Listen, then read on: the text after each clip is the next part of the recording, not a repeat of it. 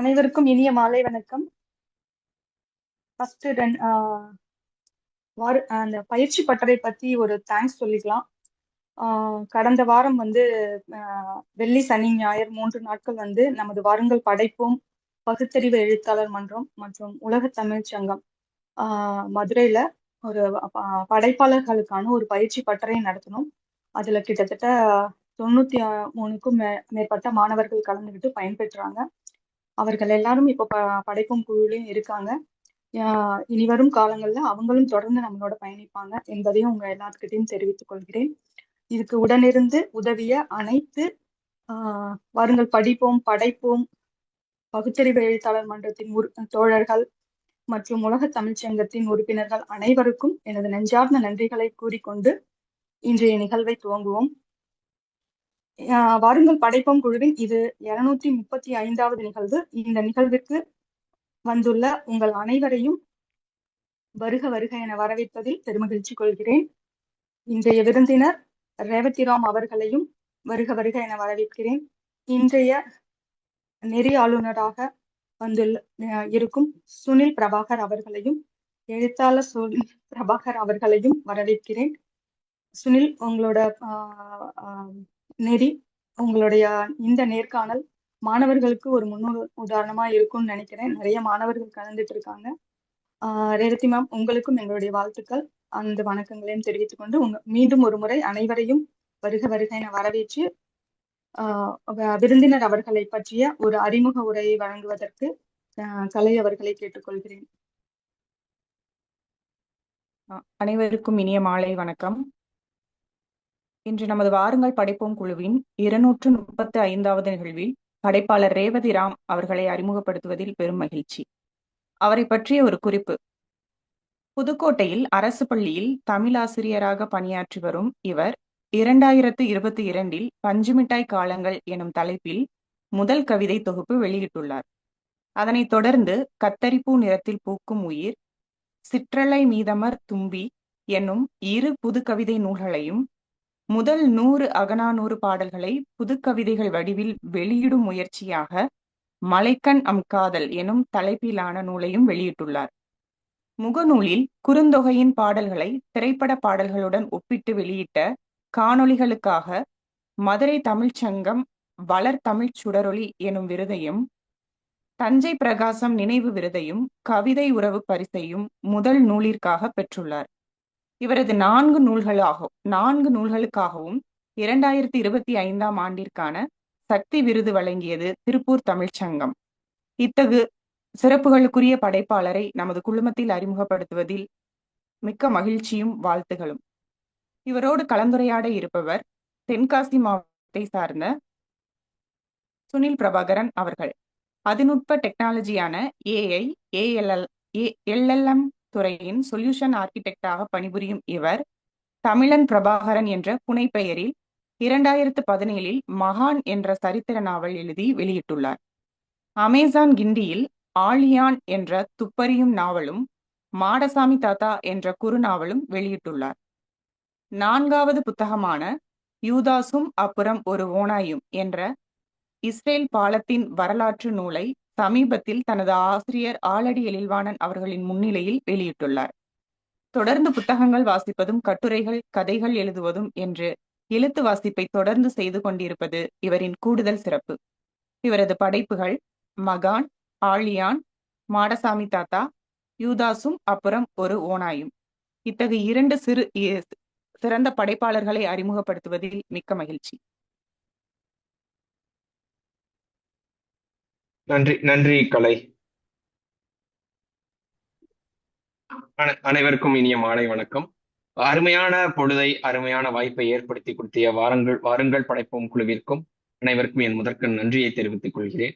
இப்படி ஒரு அருமையான நிகழ்வுக்கு கலந்து கொண்ட, அதற்காக நேரம் ஒதுக்கிய கவிஞர் ரேவதிராம் அவர்களுக்கும் என் மனமார்ந்த வாழ்த்துக்களையும் நன்றியும் தெரிவித்துக் கொண்டு என் முதல் கேள்வியை தொடங்குகிறேன்.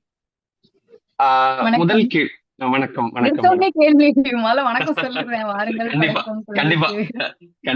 கண்டிப்பாக உங்களை சந்திச்சதுல மகிழ்ச்சி. உங்களோட புத்தகங்கள் வாசிச்சதுலயும், ஒரு கவிஞரை பற்றி புரிந்து கொண்டதிலும், ஒரு பன்முக கலைஞரை பற்றி தெரிந்து கொண்டதற்கும் மிக்க மகிழ்ச்சி மேடம். என்னோட நன்றி முதல் கேள்வி நன்றி. நான் எங்க இருந்து ஆரம்பிக்கிறேன்னா, ஒரு எழுத்தாளர் வாசிப்பாளரா இருக்கணும், அதே மாதிரி ஒரு கவிஞர் கவிதையின் காதலனா இருக்கணும் அப்படிங்கிறது என்னோட ஒரு சின்ன கருத்து. அப்போ உங்களுக்கு வாசிப்பின் மீதும் கவிதையின் மீதும் எப்பொழுது ஆர்வம் வந்தது மேடம்? எனக்கு வாசிப்பு கவிதை அப்படிங்கிறது நான் ஸ்கூல் டேஸ்ல 9th படிக்கிறேன். 9வது படிக்கும்போது சூரியனை வச்சு ஒரு கவிதை எழுதினேன். அது கவிதையான்னு தெரியாது. பட் ஏதோ ஒண்ணு எழுதணும்னு தோணுச்சு, எழுதினேன். அதே மாதிரி வாசிப்புங்கிறது இந்த பருவத்துல ஆரம்பிச்சதுன்னு என்னால கரெக்டா சொல்ல முடியல. ஏன் அப்படின்னா, எங்க வீட்ல வந்து பாட புத்தகத்தை தாண்டி வேற ஏதாவது படிச்சா அடி விழுகும். அதனால என்ன பண்ணுவேன், புக்குக்குள்ள ஒளிச்சு வச்சு யாராவது பக்கத்து வீட்ல அக்கா யாராவது தர புக்ஸ வந்து அப்படி படிச்சதுல நான் ஃபர்ஸ்ட் படிச்சது விக்ரமாதித்தன் கதைகள்னு நினைக்கிறேன். ம், ரொம்ப சின்ன ம், வயசுல. அப்புறம் கொஞ்சம் காலேஜ் போக போக, பெரிய கிளாஸ் போக போக, அந்த லைப்ரரி, ஸ்கூல் லைப்ரரி, இல்லைன்னா நம்ம ஏரியால இருக்கிற லைப்ரரி அப்படிதான் ஆரம்பிச்சது. நான் காலேஜ்ல இருந்தே கொஞ்சம் புத்தகங்களை தேடி வாசிக்கிறது பர்டிகுலரா அப்படிதான் சொல்ல முடியும். இப்பதான் இந்த புத்தகம் தான் முதல்ல வாசிச்சேன் அப்படின்னு தெளிவா சொல்ல முடியாது. எங்கெல்லாம் வாய்ப்பு கிடைக்குதோ, ஏன்னா அப்ப கொஞ்சம் ஏழ்மை வேற, புத்தகம் எல்லாம் காசு கொடுத்து வாங்குறதுக்கெல்லாம் ரொம்ப கஷ்டமா இருக்கும். சோ எங்க கிடைக்குதோ அதை வாசிப்பேன். அது சிறப்பு. இயல்பாவே வந்தது. வீட்டுல வாசிக்க கூடாதுன்னு சொல்லிட்டாங்கல்ல. கண்டிப்பா. என்ன சரி. இருக்கும் அதுல? அதுல என்ன இருக்கும்? அப்ப அத வாசிச்சே ஆகணும் அப்படின்னு சொல்லி இன்னும் ஞாபகம் இருக்கு. அடியெல்லாம் வாங்கியிருக்கிறேன். புக்குக்குள்ள மறைச்சு வச்சிடலாம். இப்ப செல்போன் பாக்குதுங்கல்ல பிள்ளைங்க புக்குக்குள்ள மறைச்சு வச்சு. ஆமா, ஆமா. அப்படிதான் என்னுடைய வாசிப்பு ஆரம்பிச்சது. சிறப்பு மேடம். அது மனிதனோட இயல்புன்னு நினைக்கிறேன். நம்ம செய்யக்கூடாதுன்னு ஆமா. நினைச்சா நம்ம செய்யணும்னு தோணும். அப்படி கண்டிப்பா. செஞ்சனால எங்களுக்கு இந்த தமிழ் உலகத்திற்கு ஒரு கவிஞர் கிடைச்சாதுக்கு நாங்க நன்றி தெரிவிச்சுக்கலாம்னு நினைக்கிறேன். தேங்க்யூ என்னோட அடுத்த தேங்க்யூ. கேள்வி அப்படிதான் இருந்துச்சு. ஏன்னா முதல் கவிதையும் முதல் காதலும் மறக்க முடியாதுன்னு நான் எப்பவுமே யோசிப்பேன். உங்க முதல் கண்டிப்பா. கவிதையை பத்தி தான் கேட்கணும்னு நினைச்சேன். நீங்க சொன்னீங்க சூரியனை பத்தி நீங்க எழுதின ஒரு ஆமா. கவிதை. அது அந்த வந்து முதல் என்ன எழுதுனேன்லாம் ம், ஞாபகம் இல்ல. பட் ம், நீங்க கேக்குற கேள்விக்கு நான் பதில் சொல்லணும்னா, என்னுடைய காலேஜ் டேஸ்ல செகண்ட் இயர் நினைக்கிறேன். ம், ம், ஃபர்ஸ்ட் ம், இயரா செகண்ட் இயர் தான். அப்ப வந்து ம், இந்த ஹிரோஷிமா நாகசாகி தினத்துக்காக ஸ்கூல்ல காலேஜ்ல வந்து கவிதை போட்டி அறிவிச்சிருந்தாங்க. அதுக்கு முன்னாடி அதாவது அந்த 9th எழுதுனதுக்கு பிறகு பெருசா ம், எனக்கு கவிதை ஒரு வடிவத்துல எழுதணுங்கிறதெல்லாம் இல்ல. ஃபர்ஸ்ட் ம், இயர்ல ம், ஏதோ சும்மா தோன்றதெல்லாம் எழுதிட்டு இருப்பேன். அது கவிதைன்னுலாம் சொல்லவே மாட்டேன். ம், ம். பட் கவிதைங்கிற ஒரு ஃபார்மேட்ல ஒரு போட்டியில கலந்துகிட்டது அதுதான் முதல் முறை. அதுல ஃபர்ஸ்ட் பிரைஸ் வாங்குனேன். ஓ, அத சிறப்பு. எடுத்துட்டு போயி எங்க எங்க லெக்சரர்ட்ட கொண்டு போய் காட்டுனேன். மேம் இந்த மாதிரி அம்மான்னு தான் சொல்லணும். தமிழ் ம், இலக்கியம் ம், ம், படிக்கும்போது அம்மான்னு சொல்லுவேன். அம்மா ம். இந்த மாதிரி பரிசு வாங்கியிருக்கேன்னு உனக்கெல்லாம் குடுத்தாங்களா? அப்படின்னு அவங்க ஃபர்ஸ்ட் கேள்வி கேட்டாங்க. அஹ், அஹ், அஹ். சோ ஏன் அப்ப எனக்கு ஏன் குடுக்க கூடாது? ஏன் என்னால எழுத முடியாது? அப்படி யோசிச்சாதான் கவிதை. கவிதைக்கான ஆரம்பம் எனக்கு அங்கிருந்து தான் ஆரம்பிச்சது. ஓ, சிறப்பு மேடம். அப்ப அந்த முதல் கவிதைய நீங்க அந்த பரிசு வாங்கிட்டீங்க. அந்த கவிதைய சரி உங்களுக்குள்ள ஒரு நம்பிக்கை வந்திருக்குல்ல. இது கவிதை தான். எனக்கு நான் எழுதுறது வந்து கரெக்ட்டா தான் பண்றேன். ஏன்னா நீங்க உங்க ஆசிரியர்ட்ட கேட்கும்போதும், அவங்க என்ன ஒரு கேள்வி கேட்டிருக்காங்க. உனக்கெல்லாம் கவிதை எழுத தெரியுமா? அப்படி ஒரு கேள்வி தான் வந்திருக்கு. அப்படி அந்த கேட்கல. தயக்க அ, உனக்கெல்லாம் கவிதை எழுத தெரியுமாங்கிறது இல்ல. அவங்க அவங்க மோட்டிவ் வந்து அது இல்ல. அ. உனக்கெல்லாமா குடுத்தாங்க? அப்படி. புரியுது, புரியுது. இல்ல அப்போ அந்த தயக்கத்துல இருந்து, இல்ல நான் எழுதுறது கவிதை தான். நான் நல்லா தான் எழுதுறேன். அப்படிங்கிற ஒரு நம்பிக்கை உங்களுக்கு எப்படி எந்த உணர்வு உங்களுக்கு குடுத்துச்சு ம். நீங்க நினைக்கிறீங்க? எனக்கு எங்க வீட்டுக்கு பக்கத்துல வந்து ஒருத்தர் இருந்தாரு. ஒரு தாத்தா அவருக்கு எனக்கு தாத்தா வயசு அவரு. புக்கு ம், கடை வச்சிருந்தாரு. ம், பாண்டியன் ம். புக் ஷாப்ன்னு பாண்டியன் புத்த அகம் அவர் கடை பேரே. ஓ, சரி. அவர்கிட்ட தான் நான் அந்த கவிதைய முதல்ல எழுதி கொண்டு போய் காட்டுறேன். ம், ம், அவர் தான் நல்லா இருக்கு வாசி அப்படின்னு சொன்னாரு. எனக்கு என்ன அந்த ஃபர்ஸ்ட் கவிதை போட்டியில ஒரு ஒரு ஆசுவாசமான விஷயம் என்னன்னா, ம். என்னோட கவிதைய நான் வாசிக்கணும். ஏன்னா ஓ! நான் வாசிக்கும்போது என்னுடைய உடல் மொழி, குரல் எல்லாமே மாறிரும். ஆனா ம், ம். நான் எழுதியிருக்கிறத மத்தவங்க வாசிக்கும்போது அது இருக்குமான்னு கேட்டா இருக்காது. அப்ப இருந்தே எனக்கு கண்டிப்பா. அந்த அந்த வாய்ஸ் வந்து என்னோட மேடைக்கான ஒரு மொழின்னு எனக்கு இருக்குது. ம், அத ம். வந்து யூஸ் பண்ணனால தான் எனக்கு உண்மையாவே பிரைஸ் கிடைச்சுச்சு. ஏன்னா ஓ! அந்த அந்த என்னுடைய வார்த்தைக்கு ஏத்த அந்த இடத்துக்கு ஏத்த குரல வந்து நான் ஏத்தி இறக்கி பேசினனால வந்த ஜட்ஜஸ்க்கு வந்து பிடிச்சிருச்சு. சிறப்பு, சிறப்பு மேடம். உங்களோட முதல் கவிதை சூரியன பத்தி இருந்தனாலயா என்னன்னு தெரியல. ஒரு புத்தகம் முழுக்க வெயில பத்தின மட்டும் கவிதைகள். கிட்டத்தட்ட ஆமா. 100 கவிதைகள். பொதுவா கவிஞர்களுக்கெல்லாம் இயற்கையை பத்தி எழுதணும்னா அந்த மழை ரொம்ப பிடிக்கும், வானவில் ரொம்ப கண்டிப்பா. பிடிக்கும், வானம் ரொம்ப பிடிக்கும். ஆனா வெயில பத்தி எழுதின கவிதைகள் வந்து ரொம்ப கம்மிதான். ஏன்னா வெயில்னாலே சுடும், எரியும். ஆ. அது ஒரு நெகட்டிவா தான் நம்ம வந்து வெயில பொதுவா பார்ப்போம். ஆனா அந்த வெயில பத்தி மட்டும் நீங்க ஒரு 100 கவிதை எழுதியிருக்கீங்க அப்படிங்கிறது ஆச்சரியமா இருந்துச்சு. அப்படி என்ன உங்களுக்கு வெயில் மேல ஒரு காதல்? அது வெயில் மேலன்னு சொல்றதை விட எனக்கு லைஃப்ல எதையுமே நெகட்டிவா பார்க்க கூடாதுன்னு ஒரு ஒரு ஆசை. அதனால கூட நான் அத வெயில் அப்படி பார்த்திருக்கலாம். அஹ் பெரும்பாலும் எங்க எப்படி இருந்தாலும் யார் என்ன பேசினாலும் ஹம், நேர்மறையா ஹாப்பியா என்னை சுத்தி இருக்கிறவங்க எப்போதும் ஹாப்பியா இருக்கணும். அதனால நான் சந்தோஷப்படணும். அவங்க ஹாப்பியா இருக்கிறத பார்த்து நான் ஒரு ஹாப்பி ஒரு ஃபீலுக்கு வரணும். ஏன்னா எழுத ஆரம்பிக்கும் போது அஹ், இது எத்தனை பெண்கள் கடந்து வந்திருக்கிறாங்கன்னு தெரியல. நான் அடிக்கடி கேட்டது என்னன்னா, இந்த மாதிரி எழுத படிக்க போறவங்க எல்லாம் வந்து ஃபேமிலி லைஃப்ல இருந்து விலகி போயிடுவாங்க. அதே மாதிரி அவங்களுக்கு கஷ்டம் நிறைய இருக்கும். அவங்க வந்து கஷ்டத்தை மட்டும்தான் ஃபேஸ் பண்ணுவாங்க அப்படின்லாம் ஒரு பார்வை இருந்தது. நான் அங்கேயும் மாத்திதான் உடைச்சேன். அப்படிலாம் கிடையாது. அவங்க அவ்வளவு கஷ்டத்தை மடைமாத்திக்கிறதுக்கு எழுத்த பயன்படுத்தினாங்களே தவிர எழுத்து எழுதுறதுக்காக அவங்க கஷ்டப்பட்டிருக்க மாட்டாங்க. சோ அந்த மாதிரி எனக்கு அது இயல்பாவே தோன்றனால கூட எனக்கு வெயில கொண்டாடி எழுது. ஏன்னா அது எழுத ஆரம்பிச்சது மே மாசம். இந்த கவிதை வந்து ஒரு போட்டிக்காக அனுப்புனது. வேரல் பதிப்பகம் நடத்தின போட்டிக்காக லாஸ்டா அனுப்புனது.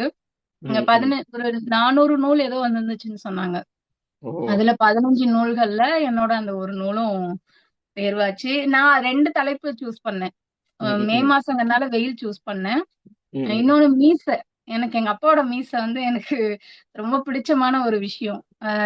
எப்படி வந்து பெண்களை ரசிக்கிறதுக்கு ஆண்களுக்கு நிறைய விஷயம் வச்சிருக்கிறாங்களோ அது மாதிரி நான் வந்து ரசிக்கிறதுக்கு மீசையை வச்சிருப்பேன். சோ மீசை எழுதுறதா வெயில் எழுதுறதான்னு யோசிச்சு கடைசியில ஃபைனல் பண்ணது வெயில் எழுதுவோம். வெயில் தான் வெற்றி பெற்றிருக்கு. வெயில் தான் வெற்றி பெற்றுச்சு. ரொம்ப அழகா சொன்னீங்க. மெனக்கட்டு எழுதின மாதிரியும் தெரியல. இப்படி போற போக்குல வண்டியில வரும்போது உட்காரும் போது திடீர்னு தூங்கிட்டு இருப்பேன். திடீர்னு தோணும். அது எழுதி முடிச்சதே தெரியல எப்படி எழுதி முடிச்சேன்னு. ரொம்ப அழகா சொன்னீங்க. அதுல வேற ஒரு ஒரு வாழ்க்கை தத்துவத்தை சொல்றீங்க. வைரமுத்து அவர்களா அழகா சொல்லுவாரு, பிறர்க்காக நீ அழுதால் கண்ணீரும் ஆனந்தம் ஆனந்தம்னு. அதே மாதிரி பிறரோட சந்தோஷத்துல ஒரு மகிழ்ச்சி இருக்குன்னு சொன்னீங்கல்ல, அது ரொம்ப அருமையா இருந்துச்சு. எனக்கு வெயிலோட கவிதைகள்ல நிறைய கவிதைகள் ரொம்ப பிடிச்சிருந்துச்சு. நான் ஒரே ஒரு கவிதையை இந்த நேரத்துல நான் சொல்லணும்னு ஆசைப்படுறேன். இந்த கவிதை வந்து எனக்கு பர்சனலா ஸ்பெஷல். ஏன்னா கொற்றவைன்னு நீங்க 2 கவிதை எழுதிருந்தீங்க. என்னோட பொண்ணு பேர் வந்து கொற்றவை. அதனால இந்த கவிதை வந்து எனக்கு ரொம்ப பிடிச்சிருந்துச்சு. அந்த கவிதையை நான் இங்க வாசிச்சு காட்டணும்னு நினைக்கிறேன். அதுக்கடுத்து என்னோட அடுத்த கேள்விக்கு போறேன். ஏன்னா எனக்கு ரொம்ப பிடிச்சிருந்துச்சு அந்த கவிதை. குறிஞ்சிக்கு முருகன், முல்லைக்கு திருமால், மருதத்திற்கு இந்திரன், நெய்தலுக்கு வருணன் என்று இருக்க பாலைக்கு ஏன் கொற்றவை என்று பல நேரம் யோசித்ததுண்டு. போருக்கான இடமது என்பதாலா, ஒன்றுமில்லாத வெளி என்பதாலா, எதுவாக வேண்டுமானாலும் இருக்கட்டும், கொளுத்தும் பாலையில் வெயிலில் காய கொற்றவையால் மட்டுமே முடியும், ஏனெனில் அவள் பெண். ரொம்ப அழகா பெண்களை ஒரு அந்த வெயில், பாலை நிலம், பெண்கள், கொற்றவை அப்படின்னு அந்த கம்பாரிசனே ரொம்ப அழகா இருந்துச்சு. இந்த கவிதை எனக்கு வந்து பர்சனலி ரொம்ப ஃபேவரட். நேத்து நான் வாசிச்ச உடனே என்னோட இணையார்ட்டையும் இந்த கவிதையை காட்டிட்டு அவங்களுக்கும் ரொம்ப பிடிச்சிருந்துச்சு. ரொம்ப ஒரு அழகான ஒரு கவிதையா இருந்துச்சு மேடம். ரொம்ப நன்றி அந்த கவிதைக்கு. சரி, நீங்க கேள்வி கேட்டுட்டு இருந்தீங்கல்ல, இப்ப நான் ஒரே ஒரு கேள்வி உங்களை கேட்டுக்கலாமா? கண்டிப்பா கண்டிப்பா கண்டிப்பா. இல்ல, கொற்றவைனாலே காளின்னு இப்ப உருவகிக்கிறாங்க. ஆக்சுவலி காளி கிடையாது அவங்க போறது. அந்த கொற்றவை வந்து எப்படி உங்க குழந்தைக்கு வைக்கணும்னு தோணுச்சு? இல்ல, பெண் குழந்தைக்கு ஒரு தூய தமிழ் பேர் வைக்கணும்னு ஆசைப்பட்டோம். நாங்க தேர்ந்தெடுத்த பேர்கள் எல்லாம் ரொம்ப ஒரு மாதிரி சாஃப்டா இருந்த மகிழினியா இருக்கட்டும், சாரல், வெண்பா எல்லாமே ஒரு மாதிரி சாஃப்டா இருக்கு. ஒரு வீரமான ஒரு பேரு, ஒரு ஆக்ரோஷமா இருக்கணும். அந்த மாதிரி யோசிக்கும் போது என்னோட மனைவி தான் அந்த பேர் செலக்ட் பண்ணாங்க. கொற்றவை வைக்கலாம் அப்படின்னு சொல்லிட்டு. அப்ப சரி நல்லா இருக்கு வச்சுக்கலாம் அப்படின்னு சொல்லி கொற்றவைன்னு வச்சுட்டோம். பர்சனலா ரொம்ப வாழ்த்து சொன்னேன்னு சொல்லுங்க உங்க வைஃப். கண்டிப்பா கண்டிப்பா கண்டிப்பாக. சரி, என்னோட அடுத்த கேள்வி வந்து உங்களோட கவிதைகள்ல நிறைய ஒரு எனக்கு நிறைய வாசிக்கும் போது என்ன தோணுச்சுன்னா, அந்த கவிதைகள் வந்து எதோட வெளிப்பாடு அப்படின்னு ஒரு கேள்வி கேட்கணும். ஒரு ரேவதி ராம் அவர்கள் மனதிற்குள் உள்ள உரையாடல கவிதையா எழுதுறாங்களா, இல்ல அவங்க பாக்குற அந்த சமூகத்தோட வெளிப்பாட கவிதையா எழுதுறாங்களா? அவங்க கவிதை எதோட வெளிப்பாடு அப்படின்னு எனக்கு ஒரு கேள்வி கேட்கணும்னு தோணுச்சு மேடம். நீங்க அதுக்கான பதில் என்னவா சொல்றீங்கன்னு நினைக்கிறீங்க? இப்போ சமூகத்துல இருக்கிறத அப்படியே எழுதுறதுக்கு ஒரு ஸ்கிரிப்ட் ரைட்டர் போதும். அல்லது ஒரு ஒரு சும்மா ஒரு கட்டுரை எழுதினா அது போதும். கட்டுரையில கூட அவங்களுடைய கருத்துக்களை சேர்த்துதான் எழுதணும். அப்பதான் அந்த கட்டுரை வந்து நல்ல அடுத்தவங்களுக்கு புரியுற மாதிரி இருக்கும். கவிதைங்கும் போது இன்னும் ஒரு படி மேல. நீங்க என்ன சமூகத்துல உங்களை சுத்தி நடந்தாலும் உங்களுக்குள்ள இயல்பாவே அதுல இருந்து வரணும். அந்த எப்படி சொல்றது, ஒரு பூ வந்து எப்ப மலரும்னே சொல்ல முடியாது. யாராலையும் அதை கண்டிப்பா. பார்க்கவும் முடியாது. அது மாதிரி ஒரு கவிதை இப்படிதான் எழுதணும், இவ்வளவு வரியில தான் எழுதணும். அது எல்லாத்துக்கும் அப்பாற்பட்டது அந்த கவிதை மனம்ங்கிறது. அது எப்ப வேணாலும் முகிழலாம். அதோட இதை அது எப்ப வேணாலும் எடுத்துக்கலாம். ஆனா சமூகத்துல பாக்குறதோட விளைவுகளும் அந்த கவிதையில எதிரொலிக்கணும். அப்படி எதிரொலிச்சாதான் அந்த கவிஞன் இந்த சமூகத்துக்கு ஏதோ ஒண்ணு செய்யறான்னு அர்த்தம். ஒண்ணுமே இல்லாம வெறுமனே அழக பாடுறதுங்கிறது ரொம்ப முக்கியமான விஷயம். அது இல்லவே இல்லைன்னு சொல்ல முடியாது. ஆனா அழக பாடுற அதே சமயம் ஒரு 10 அழக பாடுறீங்களா, 100 அழக பாடுறீங்களா, ஒரே ஒரு சமூகத்தை கேள்வி கேட்கிற ஒரு கவிதையாவது எழுதிரணும். வாழ்நாள்ல ஒரு கவிதையாவது எழுதிரணும். அப்பதான் அந்த கவிஞருங்கிற அந்த ஒரு ஏன்னா காலம் கடந்து நிக்கிறவங்க யாரு அப்படின்னா எழுத்துகளும் அந்த எழுதின கவிஞர்களும் மட்டும்தான் காலம் கடந்து நிக்கிறாங்க. அப்ப அவங்களுடைய எழுத்து மூலமா காலத்துக்கும் நம்ம ஏதோ ஒரு தகவலை அடுத்தடுத்த தலைமுறைக்கு மறைமுகமாவது சொல்லிட்டே வரணும். கண்டிப்பா. அதுக்காக ரெண்டும் தான் இருக்கும். பட் உள்ளுக்குள்ள இருந்து இயல்பா தோணணும். வரணும். ஏன்னா அடுத்த கேள்வியும் அதை பத்தி தான். ஒரு கவிதை எழுதியிருக்கீங்க. இந்த வெயில பத்தின எழுதின கவிதையிலே ஒரு கவிதை. அது ஒரு கவிதை மாதிரியே இல்ல. ஒரு நிகழ்வை நீங்க வந்து கவிதையா எழுதுறீங்க. ஏன்னா ஒரு உவமை, ஒரு அழகு, வார்த்தைகளுக்கு சேர்ப்பு இதெல்லாம் தாண்டி கவிதையில ஒரு நிகழ்வை நீங்க பதிவு பண்றீங்க. அதாவது நீங்க ஆக்டிவா பைக்ல போறீங்க. உங்க முன்னாடி ஒரு ஹீரோ ஹோண்டா பைக்ல ஒரு அப்பா, ஒரு பொண்ணு, ஒரு வெயில். இதை சேர்த்து நீங்க அந்த நிகழ்வையே ஒரு கவிதையா எழுதுறீங்க. இது எப்படி சாத்தியமாச்சுன்னு எனக்கு தோணுச்சு. ஏன்னா நீங்க பைக்ல போகும்போது நீங்க பார்த்த ஒரு விஷயம். இந்த பார்த்த விஷயத்த உங்க மனசுல பதிய வச்சுட்டு இதை நீங்க சாயங்காலம் வீட்டுக்கு போன பிறவோ ஏதோ ஒரு நேரத்துல அதை நீங்க கவிதையா மாத்துறீங்க. இந்த மாதிரி சில கவிதைகள் நான் வாசிக்கும் போது அங்கங்க சில கவிதைகளை நிகழ்வுகளை கவிதையா பார்த்தேன். எப்படி அந்த நிகழ்வை கவிதையா மாத்தணும்னு தோணுச்சு? இப்படி அந்த ஒரு யுக்தி இருக்கு இல்லையா, நிகழ்வுகளை கவிதையா எழுதலாம் அப்படிங்கிற அந்த யுக்தி உங்களுக்கு எங்க அந்த ஐடியா கிடைச்சிச்சு? இந்த பொதுவா ஆன்மீகத்துல சொல்லுவாங்கல்ல, அண்டத்தில் இருப்பது எதுவோ அதுதான் பிண்டத்திலும் இருக்கும். நம்மள சுத்தி என்ன இருக்குதோ அதுதான் நாம. அப்ப எனக்குள்ள கவிதை இருக்குதுன்னா என்னை சுத்தியும் கவிதை இருக்குதுன்னு தானே அர்த்தம். அப்ப என்ன கடந்து வர விஷயங்கள்ல அது அது ஒரு ஹாப்பினஸ் இல்ல. நான் உண்மையாவே அவ்வளவு பதட்டமா போயிட்டு இருக்கிறேன். என்ன இந்த செகண்ட் அந்த குழந்தையோட செயல் வந்து ஒரு ஒரு அந்த ஆசுவாசிக்கிற அந்த ஒரு உணர்வை தருதுன்னா அது கவிதை தானே. அதுக்கு அவங்க அப்பா தலை குனிஞ்சு அது கீழே அந்த முத்தத்தை வாங்கிக்கிறது அப்படிங்கிறது இன்னொரு கவிதையா தெரிஞ்சிச்சு. சோ கவிதை வந்து வெளியில எல்லாம் தேடுறதுங்கிறத விட இந்த வெளி எல்லாமே நாம தான், நமக்குள்ள இருக்கிறது எல்லாமே வெளிதான் அப்படிங்கிற அந்த ஒரு ஒரு கனெக்ஷன் வரும்போது நமக்கு பாக்குறதெல்லாம் கவிதையா மாறும். ரொம்ப அழகா சொன்னீங்க. தெரிய ஆரம்பிக்கும். இல்ல உங்க கவிதை மாதிரியே ரொம்ப அழகான ஒரு பதிலா சொன்னீங்க. பாக்குற எல்லாத்துலயும் ஒரு கவிதை இருக்கு அப்படிங்கிற மாதிரி ஒரு அர்த்தம் நான் புரிஞ்சுக்கிட்டேன். ரொம்ப அருமையா இருந்துச்சு. இன்னொன்னு பெண் கவிஞர்கள் பொதுவா உங்களை மட்டும் சொல்லல, நான் எல்லா பெண் கவிஞர்கள்கிட்டையும் இந்த ஒரு சவாலை நான் சந்திக்கிறேன். ஏன்னா பெண் கவிஞர்கள் போது ஆட்டோமேட்டிக்கா பெண்களோட வழியையும் பெண்களை இந்த சமுதாயத்துல ஏற்படுத்துற ஒரு அழுத்தம், ஒரு ஒடுக்குமுறை இதை பத்தின எழுத்து வந்து கண்டிப்பா வந்துடும். கண்டிப்பா கவிதையிலையோ எழுத்துன்னு வந்தாலே பெண்களுக்கு அந்த எழுத்து தன்னால வந்துடும். அப்படி வரும்போது என்ன ஆகுது அப்படின்னா, நான் பாக்குறது என்னோட பார்வையில சொல்றேன், இவங்க வந்து பெண் கவிஞர், பெண்களுக்காக எழுதுவர் அப்படின்னு ஒரு முத்திரை குத்தப்படும். இந்த முத்திரைய நீங்க வந்து பலமா பாக்குறீங்களா, சுமையா பாக்குறீங்களா? பலமா பாக்குறீங்களா, சுமையா பாக்குறீங்களா? ஏன்னா இப்போ ஒண்ணு இல்ல, ரேவதி ராம் வந்து அடுத்த ஒரு கவிதை தொகுப்பு வெளியிடுறாங்க. அப்போ இல்ல இவங்க பெண்களை பத்தின கவிதை தான் எழுதியிருப்பாங்க, வேணாம் அப்படின்னு போற ஆட்கள் ஒரு 2 பேர் இருப்பாங்க. இல்ல இவங்க பெண்களை பத்தி நல்லா எழுதியிருப்பாங்க அப்படின்னு வாங்குற ஆட்கள் வந்து கவிதை எழுதுற கவிஞர்களான நண்பர்களே பேசியிருக்கிறாங்க. அப்ப நான் அப்ப வந்து பெருசா எழுத ஆரம்பிக்கல. அதாவது எழுதிட்டு இருக்கிறேன், வெளியில பதிவிடல. எல்லாமே மனசுக்குள்ள ஒரு நோட்ல ஒரு டைரியில அப்படிதான் இருக்கும். அப்ப வந்து சொல்லும்போது என்னன்னா நீங்க சொன்ன அதே இதுதான். என்ன ஆகும்னா பெண்ணியம் பெண்ணியம் பெண்ணியம்னே பேசிக்கிட்டு இருக்கிறாங்க அப்படின்னு சொல்லி அது எழுதுறவங்க சாதாரண நண்பர்கள் கிடையாது. எழுத்து உலகத்துல இயங்கக்கூடிய நண்பர்களே. ஆமா, அந்த கேள்வி கேட்கும்போது இது ரொம்ப இயல்பான ஒரு கேள்வியாதான் எனக்கு தோணுது. காரணம் என்ன அப்படின்னா இது காலம் காலமா இருக்கிற ஒரு விஷயம். நீங்க ஒடுக்கப்பட்டவர்கிட்ட போயிட்டு அந்த ஒடுக்கப்பட்டதோட வழி கேட்டாதான் அவங்களுக்கு புரியும். கண்டிப்பா. யார் ஆதிக்கம் செலுத்துறாங்களோ அவங்களுக்கு அவங்களோட வலி புரியாது. ஏன்னா வலி புரிஞ்சிருந்தா ஆதிக்கமே செலுத்த மாட்டாங்க இல்லையா? சோ அந்த வலிகளை புரிஞ்சுக்க கூடிய அந்த புரிதல் வந்து கொஞ்சம் கேப் விழுந்துட்டே இருக்கும். பட் நான் என்ன நினைக்கிறேன் அப்படின்னா ஒரு பெண் கவிஞர்னு முதல்ல முத்திரை குத்துறதே கூடாது. கவிஞர், அவ்வளவுதான். அத இது ஏன் நம்ம ஆண் பெண்ணுன்னு நம்ம திருப்பி திருப்பி சொல்லிட்டே வரோம்னா நம்மளோட சமூக கட்டமைப்பு அப்படி. எல்லாமே ஆண்களுக்கு உரியது. கற்பனை எழுதுறது கூட ஏன்னா ஏதோ ஒரு கவிதை முத்தம் குறித்து ஏதோ கவிதை எழுதினப்ப கூட சிலர் வந்து கேட்டாங்க. இப்படி வந்து எழுதுறியே, யாராவது கேட்டா என்ன பண்றது? அது கேர்ள்ஸும் கேட்டாங்க, பாய்ஸும் கேட்டாங்க. ஆமா 2 பேருமே கேட்டாங்க. யாராவது கேட்டா என்ன பண்ணுவ அப்படின்னா, நமக்கு தெரியணும்ல, நம்ம மிருகம் இல்லல்ல. நம்ம மனுஷங்க தானே. நமக்கு அந்த வித்தியாசம் தெரியணும்ல. யாருகிட்ட என்ன கேட்கிறோம், எதை பேசுறோங்கிற அந்த புரிதல் இருக்கணும். அதனால இந்த பெண் அப்படின்னு வச்சு பாக்குறதே முதல்ல நான் விரும்பல. ஆனா ஏன் பெண்ணை வந்து அதிகமா பெண் பெண் சொல்லி அவங்க எழுதுறாங்க அப்படின்னா, அவங்களுக்கான வழி நியாயமானது. அவங்க அது மூலமா தன்னை நிலைநிறுத்த முயற்சி பண்றாங்க. இப்பயே சொல்றேன். நான் வந்து ஒரு கூட்டத்துல போறேன், ஒரு கூட்டத்துல பேச போறேன் அப்படின்னா, அங்க இருக்கக்கூடிய ஆண்கள் தான் ஆதிக்கம் செலுத்துவாங்க. அப்ப இயல்பாவே எனக்கு என்ன தோணும்? நான் ஏன் பேசக்கூடாது? நான் ஏன் இது பண்ணக்கூடாது? அப்ப அந்த உணர்வு வரும்போது ஆட்டோமேட்டிக்கா ஆனா நான் எப்படி நினைக்கிறேன்னா, அத தாண்டி நீங்க என்ன வேணா நினைச்சுக்கோங்க. நீங்க எப்படி வேணா என்ன பாத்துக்கோங்க. எனக்குள்ள இருக்கிறது ஒரு கவிமனம். எனக்கு தோணுது, நான் எழுதுறேன். அத நீ பெண்ணா பாக்குற, ஆணா பாக்குறன்னா, நீ இன்னும் வளரணும். வளர்ந்துட்டு வந்து படிக்க ஆரம்பிச்சா போதும். அதுவே இருக்கக்கூடாது. நீங்க சங்க இலக்கியத்துல பாத்திருக்கீங்களா?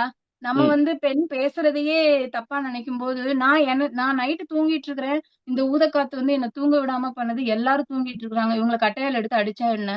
அப்படின்னு ஒரு பெண் புலவர் எழுதுறாங்க அப்படின்னா, அப்ப அவங்களுக்கான சுதந்திரம் இருந்திருக்குன்னு தானே அர்த்தம். இருந்திருக்கு. அப்போ அது வந்து நம்ம இப்ப இந்த கட்டமைப்பு தான் அது ஆண் பெண்ணுங்கிற பேதத்துக்குள்ள கொண்டு வராங்களே தவிர, உணர்வு வந்து எல்லாருக்கும் ஒண்ணுதான். ஆம்பளை பிள்ளைன்னா அடிச்சா கன்னத்துல வலிக்காமையா இருக்க போகுது. கண்டிப்பா இல்ல. பொண்ணுன்னா அடிச்சா அது எல்லாமே ஒண்ணுதானே. உணர்வு ஒண்ணுதான். உடனே உடல் ரீதியான பாகுபாடை காட்டி நீ பனியனோட வருவ, அவ பனியன் இதெல்லாம் வந்து ஒரு அறியாமையோட வெளிப்பாடு. அதனால பெண்ணுன்னு வைக்கவே கூடாது. கவிஞர் அவ்வளவுதான். ரொம்ப அதுக்குள்ள அழகா அவங்க சொன்னீங்க. வழியை சொல்லிட்டு போறாங்க. இல்ல ரொம்ப அழகா சொன்னீங்க. அதென்ன ஆண் கவிஞர், பெண் கவிஞர், கவிஞர் அவ்வளவுதான். அது ரொம்ப நல்லா அவ்வளவுதான். இருந்துச்சு. இன்னொரு பதிலும் ரொம்ப முக்கியமானது. ஒடுக்கப்பட்டவங்களுக்கு தான் அந்த வழி தெரியும். மேல இருந்து ஒடுக்கிக்கிட்டே இருக்கவங்களுக்கு நாங்க வழிய சொல்லும்போது அது கிண்டலும் கேலியுமா தான் இருக்கும். நம்ம அந்த சினிமாலே பாக்குறோம். பா ரஞ்சித்தும் மாரி செல்வராஜும் திரும்ப திரும்ப திரும்ப விமர்சனத்துக்கு உள்ளாக்கப்படுறது காரணம் அவங்க வழி அவர்களுக்கு தான் தெரியும். அப்படிங்கிற அந்த அந்த அந்த இதை என்ன கம்பேர் பண்ணணும் அப்படிங்கிற மாதிரி இருந்துச்சு உங்களோட பதில். ரொம்ப அருமையா சொன்னீங்க. அப்புறம் இன்னொரு ஒரு கேள்வி. இது ரொம்ப முக்கியமான கேள்வின்னு நான் நினைக்கிறேன். ஏன்னா சில மாணவர்களும் கலந்துகிட்டனால இந்த கேள்விக்கு நீங்க பதில் சொல்லுங்க. ஏன்னா கவிதை நீங்க வந்து ஒரு கவிஞரா கவிதை எழுத ஆரம்பிச்சிட்டீங்க. முதல் முறையா ஒரு கவிதை தொகுப்பு வெளியிடலாம்னு ஒரு முடிவு எடுத்திருப்பீங்கல்ல. அப்போ ஒரு எண்ணம் வந்து கண்டிப்பா வந்திருக்கும்னு நான் நினைக்கிறேன். எவ்வளவோ கவிஞர்கள் இருக்காங்க. எவ்வளவோ கவிதைகள் நாளும் வருது. நாளும் சில கவிதை தொகுப்புகள் வந்துகிட்டே இருக்கு. இதுல நான் மட்டும் ஏன் இன்னொரு ஒரு கவிதை தொகுப்பு வெளியிடணும்? அதனால என்ன என்ன நடக்க போகுது? ஏன்னா இப்படி ஒரு தயக்கமோ, இல்ல இப்படி ஒரு கேள்வியோ உங்களுக்குள்ள கண்டிப்பா வந்திருக்கும்னு நான் நம்புறேன். அதை எப்படி தாண்டி வந்தீங்க? ஏன்னா இதே தயக்கம் நிறைய படைப்பாளிகளுக்கு இருக்கு. ஏன்னா நான் என்னோட நண்பர்களுக்கே பார்த்திருக்கேன். கவிதை நோட்டுகள்ல எழுதி வச்சிருப்பாங்க. இதை ஏன் ஒரு கவிதை தொகுப்பா வெளியிடலாம்னா இதே பதில் சொல்லுவாங்க. எத்தனையோ கவிதை தொகுப்பு வருது. நம்ம இதை வெளியிட்டு என்ன ஆக போகுது? இப்படிங்கிற ஒரு பதில வந்து என் நண்பர்கள் சொல்லியே நான் கேட்டிருக்கேன். அப்போ நீங்க வந்து தொடர்ந்து கவிதை தொகுப்பா இத்தனை புத்தகங்கள் வெளியிட்டுட்டீங்க. அப்போ ஒரு கவிஞரா இந்த கேள்வியை நீங்க எப்படி வந்து இந்த இந்த தடையை எப்படி தாண்டி வந்தீங்க? அப்படின்ற பதில் வந்து கண்டிப்பா இங்க இருக்கிற இளம் படைப்பாளர்களுக்கு ரொம்ப ஒரு பயனுள்ள பதிலா இருக்கும் நான் நம்புறேன். 2 விஷயம் சொல்றேன் கேளுங்களேன். ஃபர்ஸ்ட் வந்து நான் கவிதை புக் போடணும்னு முடிவு பண்ணது, நான் எப்பவுமே காலேஜ் டேஸ்ல இருந்தே எழுதுவேன். இன்னொன்னு சொல்லப்போனா, காலேஜ்ல யாராவது பேச போறாங்க, நிகழ்வு நடக்குது. இந்த 50 விழா, 30 விழா அப்படிலாம் நெறைய நடத்துவாங்க இல்லையா? அப்ப பேசுறவங்களுக்கு பேராசிரியர்களுக்கே நான் என்ன பண்ணுவேன், நான் தான் ஸ்கிரிப்ட் எழுதி தருவேன். அது வந்து இயல்பு. ஆனா வெளியில சொல்ல மாட்டாங்க. எங்க ஹெச்ஓடி வந்து வெளியில சொல்ல மாட்டாங்க. வாங்கி குடுத்துருவாங்க அவ்வளவுதான். சோ எழுதுறதுங்கிறது எனக்குள்ள ஏதோ ஒரு இயல்பாவே ஒரு ஃபீல் இருக்குது. அது ஓகே. எப்பல்லாம் தோணுதோ அப்பல்லாம் எழுதி வைப்பேன். எழுதி வச்சத நான் எப்ப புத்தகமா போடலாம்னு முடிவு எடுத்தேன்னா, நான் ஃபர்ஸ்ட் என்னோட பிரெக்னன்சி முடிச்சு, டெலிவரி முடிச்சு, பயங்கர ஸ்ட்ரெஸ்ல இருந்தேன்.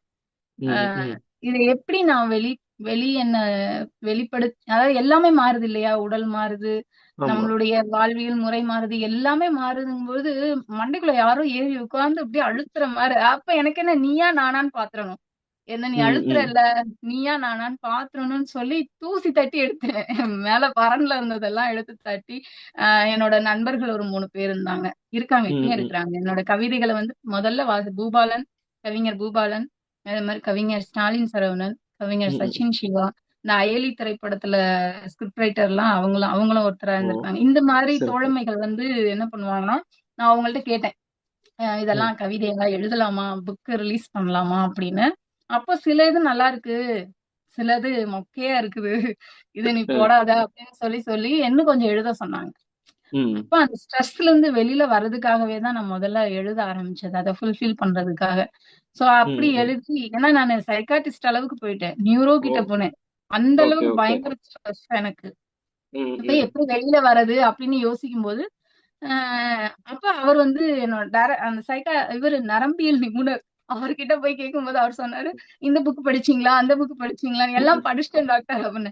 அத ம், படிச்சதுக்கு அப்புறம் எதுக்கு உங்களுக்கு இவ்வளவு ஸ்ட்ரெஸ் ஆகுது, இன்னும் வேற ஏதாவது, ஏன்னா அவர் சொன்ன புக்ஸ் எல்லாம் நான் படிச்சிருந்தேன்.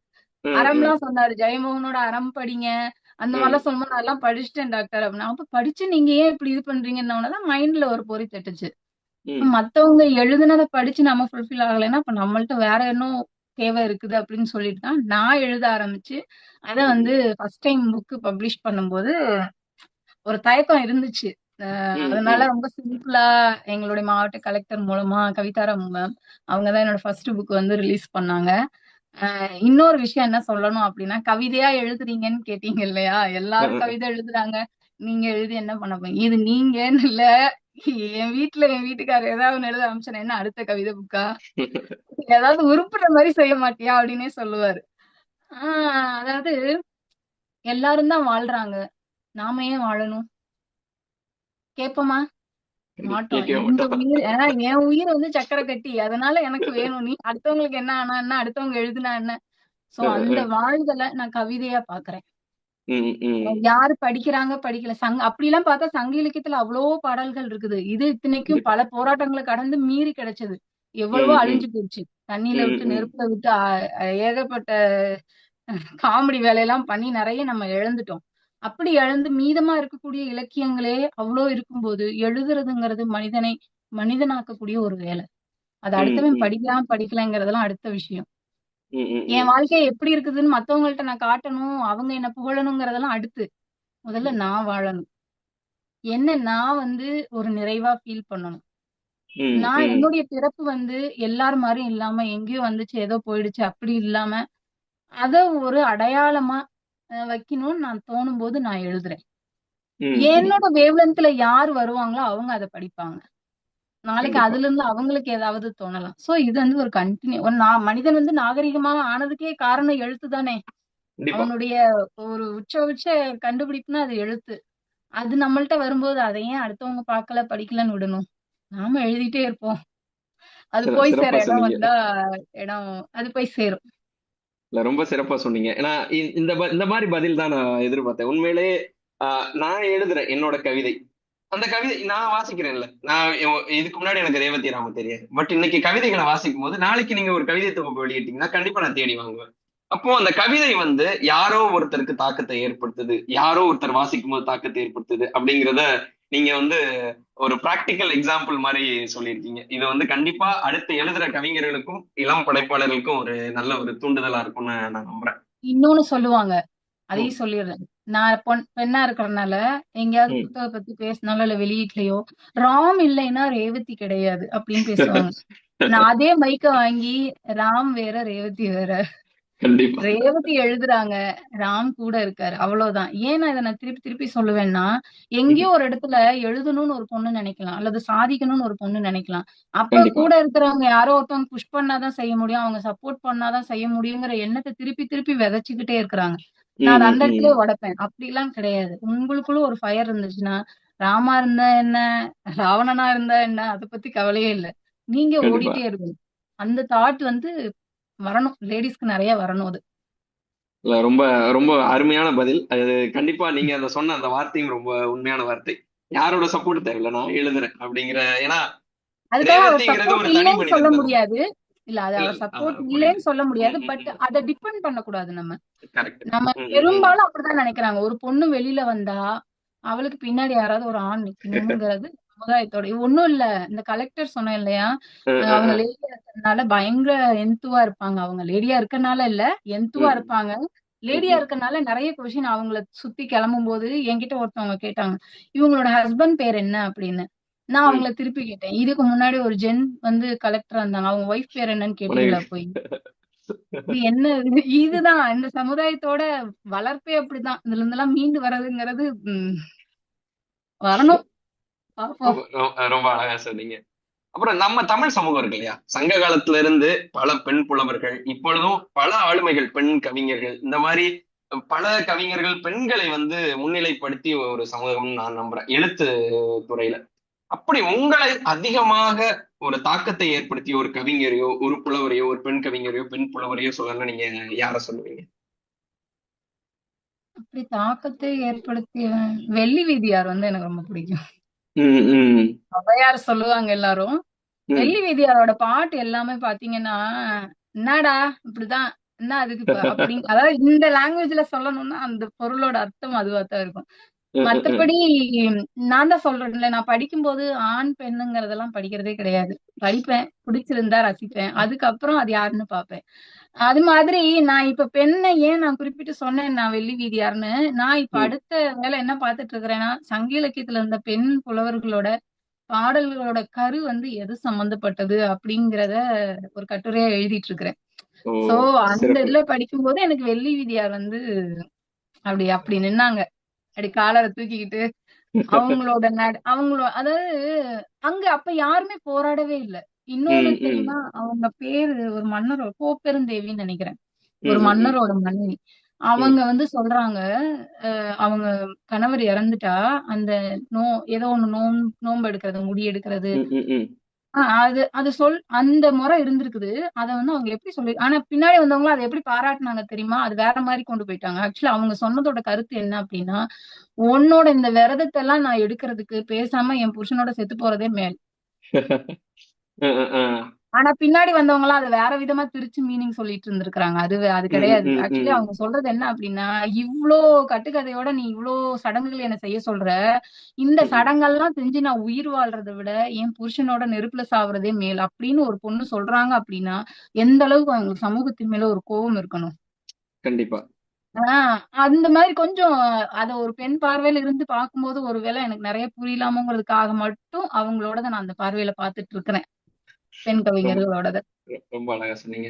இல்ல நான் அடுத்த கேள்வி இந்த சங்க இலக்கியத்தை பத்தி ஒரு கேள்வி இருந்துச்சு. ஏன்னா நீங்க சங்க இலக்கியத்தை பத்தி நிறைய விஷயங்கள், இந்த குறுந்தொகையை பத்தி எல்லாம் நீங்க அந்த வீடியோ வெளியிட்டனால நான் குறுந்தொகை நானும் வாசிச்சேன். எனக்கு வாசிக்கும் போது எனக்கு என்ன தோணுச்சு பர்சனலா அப்படின்னா, நீங்க இடையிலேயே நீங்க இந்த பதில சொன்னீங்க, இந்த ஒரு வார்த்தையை சொன்னீங்க.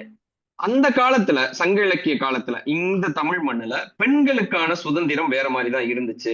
அப்ப வந்து ஒரு மேம்பட்ட சமூகமா தான் பெண்கள் சமூகம் சமமா தான் நடத்தப்பட்டாங்க. ஏன்னா குறுந்தொகையில இடையில ஒரு பாடல்ல நான் இப்படி வாசிச்சேன், அதோட விளக்க உரை வந்து இந்த மாதிரிதான் வரும். அதாவது ஒரு பெண் வந்து தன்னோட கணவன் வந்து வேற ஒரு பெண்ணோட போயிடுறான், போயிட்டு திரும்ப அந்த பெண்ணிட்டே வர்றான், அந்த பெண்ணு கூட ஏதோ பிரச்சனைனா வர்றான். அதுக்கு மனைவி என்ன சொல்றா, தலைவி என்ன சொல்றா அப்படின்னா, நான் பிச்சை போட்டதை திரும்ப வாங்குற பழக்கம் எனக்கு கிடையாது அப்படின்னு சொல்லிட்டு, அதாவது தன்னோட கணவனை ஒரு பிச்சை பொருளுக்கு சமமா சொல்றான். அப்படிங்கும் போது எவ்வளவு ஒரு சுதந்திரமான முடிவெடுக்கிற ஒரு வாழ்வியல் முறைதான் அப்படி இருந்துச்சு அப்படிங்கறத நான் புரிஞ்சுக்கிட்டேன். குறுந்தொகையில நான் வாசிச்ச சில பாடல்கள்ல நான் புரிஞ்சுக்கிட்டேன். நீங்க இந்த சங்க இலக்கியத்துல நிறைய பாடல்கள், நிறைய விஷயங்கள் ரிசர்ச் பண்ணனால இந்த கேள்வி கேட்கிறேன். இந்த பெண் அடிமைத்தனம் இதெல்லாம் தாண்டி அந்த காலத்துல பெண்களோட வாழ்வியல் எப்படி இருந்துச்சு நீங்க நினைக்கிறீங்க? சங்க இலக்கியத்துல இருந்த பெண்களோட வாழ்வியல் எப்படி இருந்துச்சு நீங்க நினைக்கிறீங்க? பெண்களோட வாழ்வியல் எப்படி இருந்துச்சு அப்படிங்கறத விட, எல்லா காலத்திலயும் எல்லா தரப்பு மனிதர்கள் இருந்திருக்காங்க. அதே சங்க பாடல்ல பெண் வந்து உடன் போதல்ங்கிற ஒரு அமைப்பு ஒரு செயல் இருந்திருக்குது. இப்ப ஓடி போறான்னு சொல்றாங்க இல்லையா, உடன் போதல். ஏன் உடன் போதல் நடக்குது? அவங்க வீட்டுல ஒத்துக்காதனாலதானே உடன் போதல் நடக்குது. ஆனா என்ன நடந்திருக்குதுன்னா, அந்த உடன் போதலை ஏத்துக்கக்கூடிய பக்குவம் வந்து பெத்தவங்களுக்கு இருந்திருக்குது. அந்த உடன் போயிட்டா, அவளுக்கு பிடிச்சவனோட போயிட்டா, அப்ப தன்னுக்கு பிடிச்சவனை தேர்ந்தெடுக்கக்கூடிய உரிமை வந்து அந்த பெண்ணுக்கு இருந்திருக்குது. அதே மாதிரி நீங்க சொன்ன மாதிரி கணவன் வந்து வேற ஒரு பொண்ணு கூட இருந்துட்டு வந்துட்டான்.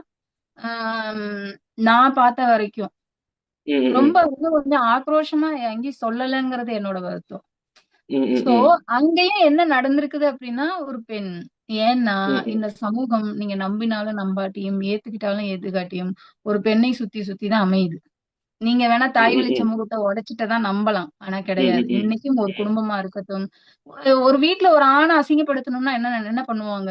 அந்த வீட்ல இருக்கிற பெண்களை பெண்ணை சொல்லிதான் திட்டுவாங்க. அசிங்கப்படுத்திடுவாங்க. ம், ம், ம், சோ இப்பயும் ஒரு பெண்ணை மையமா வச்சுதான் ஒரு குடும்பமும் சரி, ஒரு சமூகமும் சரி இயங்கிக்கிட்டு இருக்குது. ம், பூசினாப்புல வேணா ஆணோட அதிகாரத்தை அப்படி மேல காட்டிக்கலாமே ஒழிய, அவ ம், வந்து ம், அடிநாதமா இருந்திருக்கிறா. சோ அந்த காலத்துலயும் அதெல்லாம் இருந்திருக்குது. அதாவது நீங்க ம், சொன்ன மாதிரி நான் திருப்பி ஏத்துக்கிறது இல்லைன்னுலாம் சொல்லியிருக்கிறாங்க. ம், பட் ம், மூர்க்கமா சொல்லல.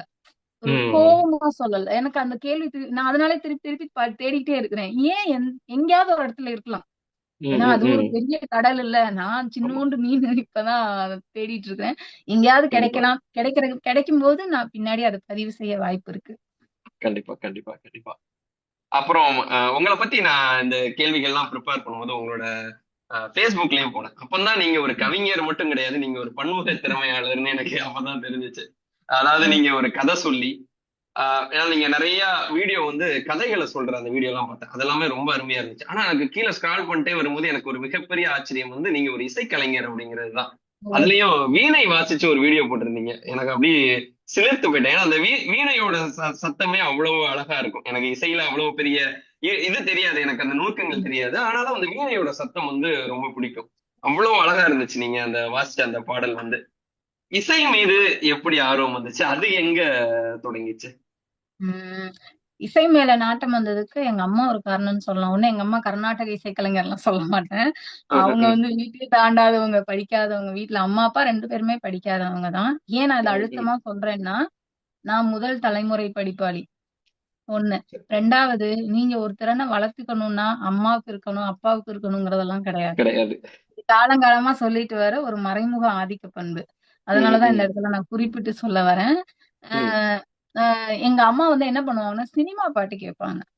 ம், ரொம்ப ம். பழைய பாடல்கள் எல்லாம் எந்நேரமும் இந்த டேப் ரெக்கார்டு எங்க லீவ்ல எங்களுக்கு வேலையே என்னன்னா, எங்க அம்மா சொல்ற பாட்டையெல்லாம் உட்கார்ந்து எழுதணும். அந்த எழுதுனத கொண்டு போய் கேசட் கடையில குடுத்து, அத ரெக்கார்ட் பண்ணி அந்த கேசட்ட வாங்கிட்டு வரணும்.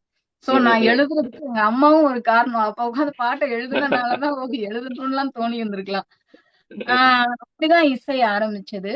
எனக்கு வந்து சின்ன வயசுல கிளாசிக்கல் டான்ஸ் கத்துக்கணும்னு ரொம்ப ஆசை. ம், ம். ஆனா எங்க அப்பா வந்து நம்ம குடும்பத்துக்கு அதெல்லாம் ஆகாதும்மா அப்படின்னு சொல்லி ஒரு பேரிகார்டு போட்டு என்ன வந்து கத்துக்கவே விடல. எங்க வீட்டுக்கும் ரொம்ப தூரம் இருக்கும் ஒரு கடை. அந்த கடைக்கும் இடையில பாத்தீங்கன்னா, அந்த கிளாசிக்கல் டான்ஸ் சொல்லி தர இடம் இருக்கும். சோ ம், அந்த ம், இடத்துல போகும்போது அந்த ஜதி சவுண்ட் வந்து எனக்கு ரொம்ப பிடிக்கும். ம், அதனால என்ன ம். பண்ணுவேன், ஏதாவது ஒண்ணுன்னா, "அம்மா நான் கடைக்கு போறேன்ம்மா" அப்படின்னு சொல்லிட்டு வேகமா என் தங்கச்சி கூட ஆச்சரியமா பாப்பா. "என்ன இவ கடைக்கு போறா?" அதுவே லீவா இருக்கிற அன்னைக்கு போமாட்டேன். அந்த டான்ஸ் கிளாஸ் கிளாஸ் வந்து லீவ் இருக்கு. விட்டுட்டாங்கன்னா, அந்த கடைக்கு போமாட்டேன். அந்த கிராஸ் பண்ற நேரத்துல அந்த ஜதி வந்து எனக்கு ரொம்ப பிடிக்கும். அது சின்ன வயசுல இருந்தே பிடிச்சிருந்தது. கேட்டேன், ஒத்துக்கல. எனக்கு வேலை வாங்குனேன். ஏன்னா, சாப்பாட்டுக்கே ரொம்ப கஷ்டப்பட்ட குடும்பம். அப்ப அவங்கள்ட்ட என்னால எதுவும் பண்ண முடியல. ம், அதனால ம். நான் படிச்சு வேலைக்கு போய் சேர்ந்த உடனே எதெல்லாம் கத்துக்கணும்னு ஆசைப்பட்டனோ, அதெல்லாம் கத்துக்கிட்டேன். சோ, அதுல ஓ! எனக்கு இன்ஸ்ட்ருமெண்ட்ல வந்து கீபோர்ட் மைல்டா வாசிப்பேன். எனக்கு கீபோர்ட விட வீணை வந்து எனக்கு தெரியல பிடிச்சிருந்துச்சு. போய் சேர்ந்தேன். சிறப்பு, கத்துக்கிட்டேன். 1 இயர் தான் கத்துக்கிட்டேன் ஆனா. சிறப்பு. ரொம்ப ரொம்ப அருமையா இருந்துச்சு அந்த பாடல். விருப்பமான ஒரு விஷயத்த செய்யும்போது நம்ம எப்பிருந்து கத்துக்கிறோம், எவ்வளோ நாள்லாம் தேவையே கிடையாது. பிடிச்சிருக்குது. கண்டிப்பா. பிடிச்சதுன்னா செய்வோம்ல. இல்ல அதுதான். இது எல்லாமே ஒரு படிப்பினை தான். நீங்க சொன்னதுல நெறைய விஷயம் வந்து ஒரு முக்கியமானது. ஒண்ணு, அது பெற்றோர்களுக்கு தெரிஞ்சிருக்கணும். அது வழி வழியா வரும். அந்த சங்கீத நாணம்லாம் அப்படிலாம் கிடையாது. அத எப்ப வேணாலும் கத்துக்கலாம். எனக்கு ஆர்வம் இருந்தா கத்துக்கலாம். அப்படிங்கிற ஒரு விஷயத்த வந்து நீங்க பதிய வச்சிருக்கீங்க. அது ரொம்ப முக்கியமான ஒரு பதில்னு நான் எங்க நினைக்கிறேன். மேம் நம்பவே இல்ல. எனக்கு வீணை சொல்லிக் குடுத்த மேம் வந்து ஃபர்ஸ்ட் நம்பவே இல்ல. நீங்க உண்மைய சொல்லுங்க. வேற எங்கேயாவது கத்துக்கிட்டீங்களா? இல்ல மேம் வீணையே இப்பதான் ஃபர்ஸ்ட் டைம் தொடுறேன். ஏன்னா, அவ்வளோ சீக்கிரம் யாரும் வந்து இது வர்ண முறைக்கெல்லாம் போமாட்டாங்களாம். அ அப்ப புரியுது, அவங்க புரியுது. கேட்டாங்க, "இதுக்கு முன்னாடி நீங்க அப்ப கத்துக்கிட்டீங்களா?" கிடையவே கிடையாது. இதுதான் ஃபர்ஸ்ட் டைம். சோ அவங்க சொன்னாங்க, "அப்ப இயல்புலயே உங்களுக்கு அந்த ஃபீல் வந்து கனெக்ட் ஆகுது." இப்பயுமே ம், ம். ஏதாவது சாங் வாசிக்கிறோம்னா, எனக்கு வந்து அந்த வரிகள விட அந்த டியூன் இருக்குல்ல, எங்க மேம் சொல்லுவாங்க, "நீ வித்தியாசமா இருக்கிற ரேவதி" அப்படிம்பாங்க. அவங்கலாம் வார்த்தைகளுக்கு டியூன் போடுவாங்க. நான் ம், டியூன ம், தான் ம். மைண்ட்ல வாங்குவேன். எனக்கு அந்த ஓகே, ஓகே. டியூன் மட்டும் தான். அது என்ன பாட்டா வேணாலும் இருக்கலாம். தெலுங்கு, ஹிந்தி அதெல்லாம் கிடையாது. அந்த ம், டியூன், ம். அந்த சவுண்ட் அது மட்டும் தான். அதனால கூட எனக்கு நோட்டேஷன் எழுதுறதுல பயங்கர பிரச்சனை வரும். ஏன்னா ஓ! நோட்டேஷன் எழுதுறதுக்கு லிரிக்ஸ் தெரியணும். அ, அ, ஆமா. அ. அந்த கல்பனாஸ்வரம் ஆரம்பிச்சிருந்தேன். அந்த கல்பனாஸ்வரம் முடிச்சிருந்தா மேபி இன்னும் கொஞ்சம் நல்லா வாசிச்சிருந்திருக்கலாம். அவங்கள நிறைய காரணங்களுக்காக அப்ப டெக்ஸ்ட் புக்ல இருந்தேன். தமிழ்நாடு டெக்ஸ்ட் புக் அப்போ ஓகே, ஓகே. மாறுனுச்சுல புது புக்கு. ஆமா. அப்ப அதுக்கு போறனால சென்னை போற மாதிரி ஆயிடுச்சு. ஓ, அதுல பிரேக் வந்தது. சரி, சரி, சரி. நீங்க இப்பயும் ஒரு வாசிப்பேன். ஒரு இசைக்கலைஞர், நீங்க ஒரு கவிஞர். அப்ப ரெண்டும் ஒரு கொலாபரேஷன் ஆகி ஒரு பாடல் உருவாகிறதுக்கு வாய்ப்பு இருக்குதா வருங்காலத்துல? நடக்கலாம். எதுவும் இதுதான் ஏன்னா அப்படின்லாம் ரெண்டுமே கிடையாது. ஒரு எக்ஸ்ட்ரீமா ஒரு திறமையை நீங்க கையில வச்சிருக்கீங்க. ரெண்டும் சேர்ந்த ஒரு திறமைசாலியா இருக்கும்போது அது நடக்கிறதுக்கான வாய்ப்புகள் இருக்கா அப்படின்னு நானே யோசிச்சுக்கிட்டேன் வந்து அதை பார்க்கும்போது. செய்ய மாட்டேன். நான் கவிதை எழுதுறதுனால அப்படிலாம் எனக்கு எதுவுமே கிடையாதுங்க. என்ன ம், ம், என்ஜாய் ம். பண்ண வைக்கிறது எதுவோ அது எல்லாமே செய்வேன். எந்த பவுண்டரிஸும் கிடையாது. நானா வகுத்துக்கிட்டாதான் பவுண்டரிஸ்லாம். எனக்கு வேற ம், ம். யாராவது சொன்னாங்கன்னா அதை உடைக்கணும்னு தான் பார்ப்பேன். சிறப்புங்க, ரொம்ப சிறப்பு. இன்னொரு ஒரு கேள்வி, நீங்க ஒரு ஆசிரியரா இருக்கனால இந்த நான் கேள்வியை கேட்கிறேன். ஏன்னா இது வந்து தொடர்ந்து வைக்கப்படுற ஒரு குற்றச்சாட்டு அல்லது இந்த சமூகத்து மீது இப்ப சொல்லப்படுற ஒரு விஷயம். இந்த கால இளைஞர்களுக்கு, இந்த கால மாணவர்களுக்கு வந்து வாசிக்கிற பழக்கம் குறைஞ்சுக்கிட்டே வருது. வாசிக்கிறது இல்ல, எழுதுறது இல்ல. அதுவும் நீங்க ஒரு கவிஞரா இருக்கனால கவிதைகள் எல்லாம் இந்த காலத்து மாணவர்கள் வந்து எந்த மாதிரி அவங்களோட பார்வை எப்படி இருக்கு? புது கவிதை மீதும் ஒரு வாசிப்பு மீதும் அவங்களோட பார்வை எப்படி இருக்குன்னு நீங்க நினைக்கிறீங்க? முதல்ல நானும் எப்பயாவது ரொம்ப எக்ஸ்ட்ரீம் ஆகும்போது புலம்புவேன் தான். ம், பசங்க ம், வந்து ம். முன்ன மாதிரி இல்ல அப்படின்னு. ஆக்சுவலி அப்படின்னு நாமளா தான் நினைச்சிட்டு இருக்கோம். ம், ம், ம். குழந்தைங்கள்ட்ட நெருங்கி பாத்தீங்கன்னா அதுங்க நேத்து கூட கேட்டுச்சுங்க, மிஸ் அந்த ரெட் கலர் அட்டை போட்டு கேட்டது 7th. ஓ. ரெட் கலர் அட்டை போட்டு ஒரு பிளாக் கலர்ல இருந்துச்சுல்ல ஒரு புக்கு, அது நீங்க வெளியிட்டு இருக்கீங்களாமே, எங்க எங்கள்கிட்ட கொண்டு வந்து காட்டல, கொண்டுட்டு வாங்க. சோ ஒரு குழந்தை சொல்லுது. அதே மாதிரி ஒரு கவிதைய, யாரோட கவிதைன்னா போகன் சங்கர்னு நினைக்கிறேன். ம், ம். மறந்துட்டேன் என்ன கவிதைன்னு. நான் அத 10th இதெல்லாம் பண்ண மாட்டாங்க. நீங்க யோசிச்சு பாருங்க. ம். எல்லாமே ஆமா, மார்க் வைஸ் ஓடிட்டு இருக்காங்க. ஆமா. கரெக்ட், சோ நம்ம கரெக்ட். மேல நிறைய தப்பு இருக்கு.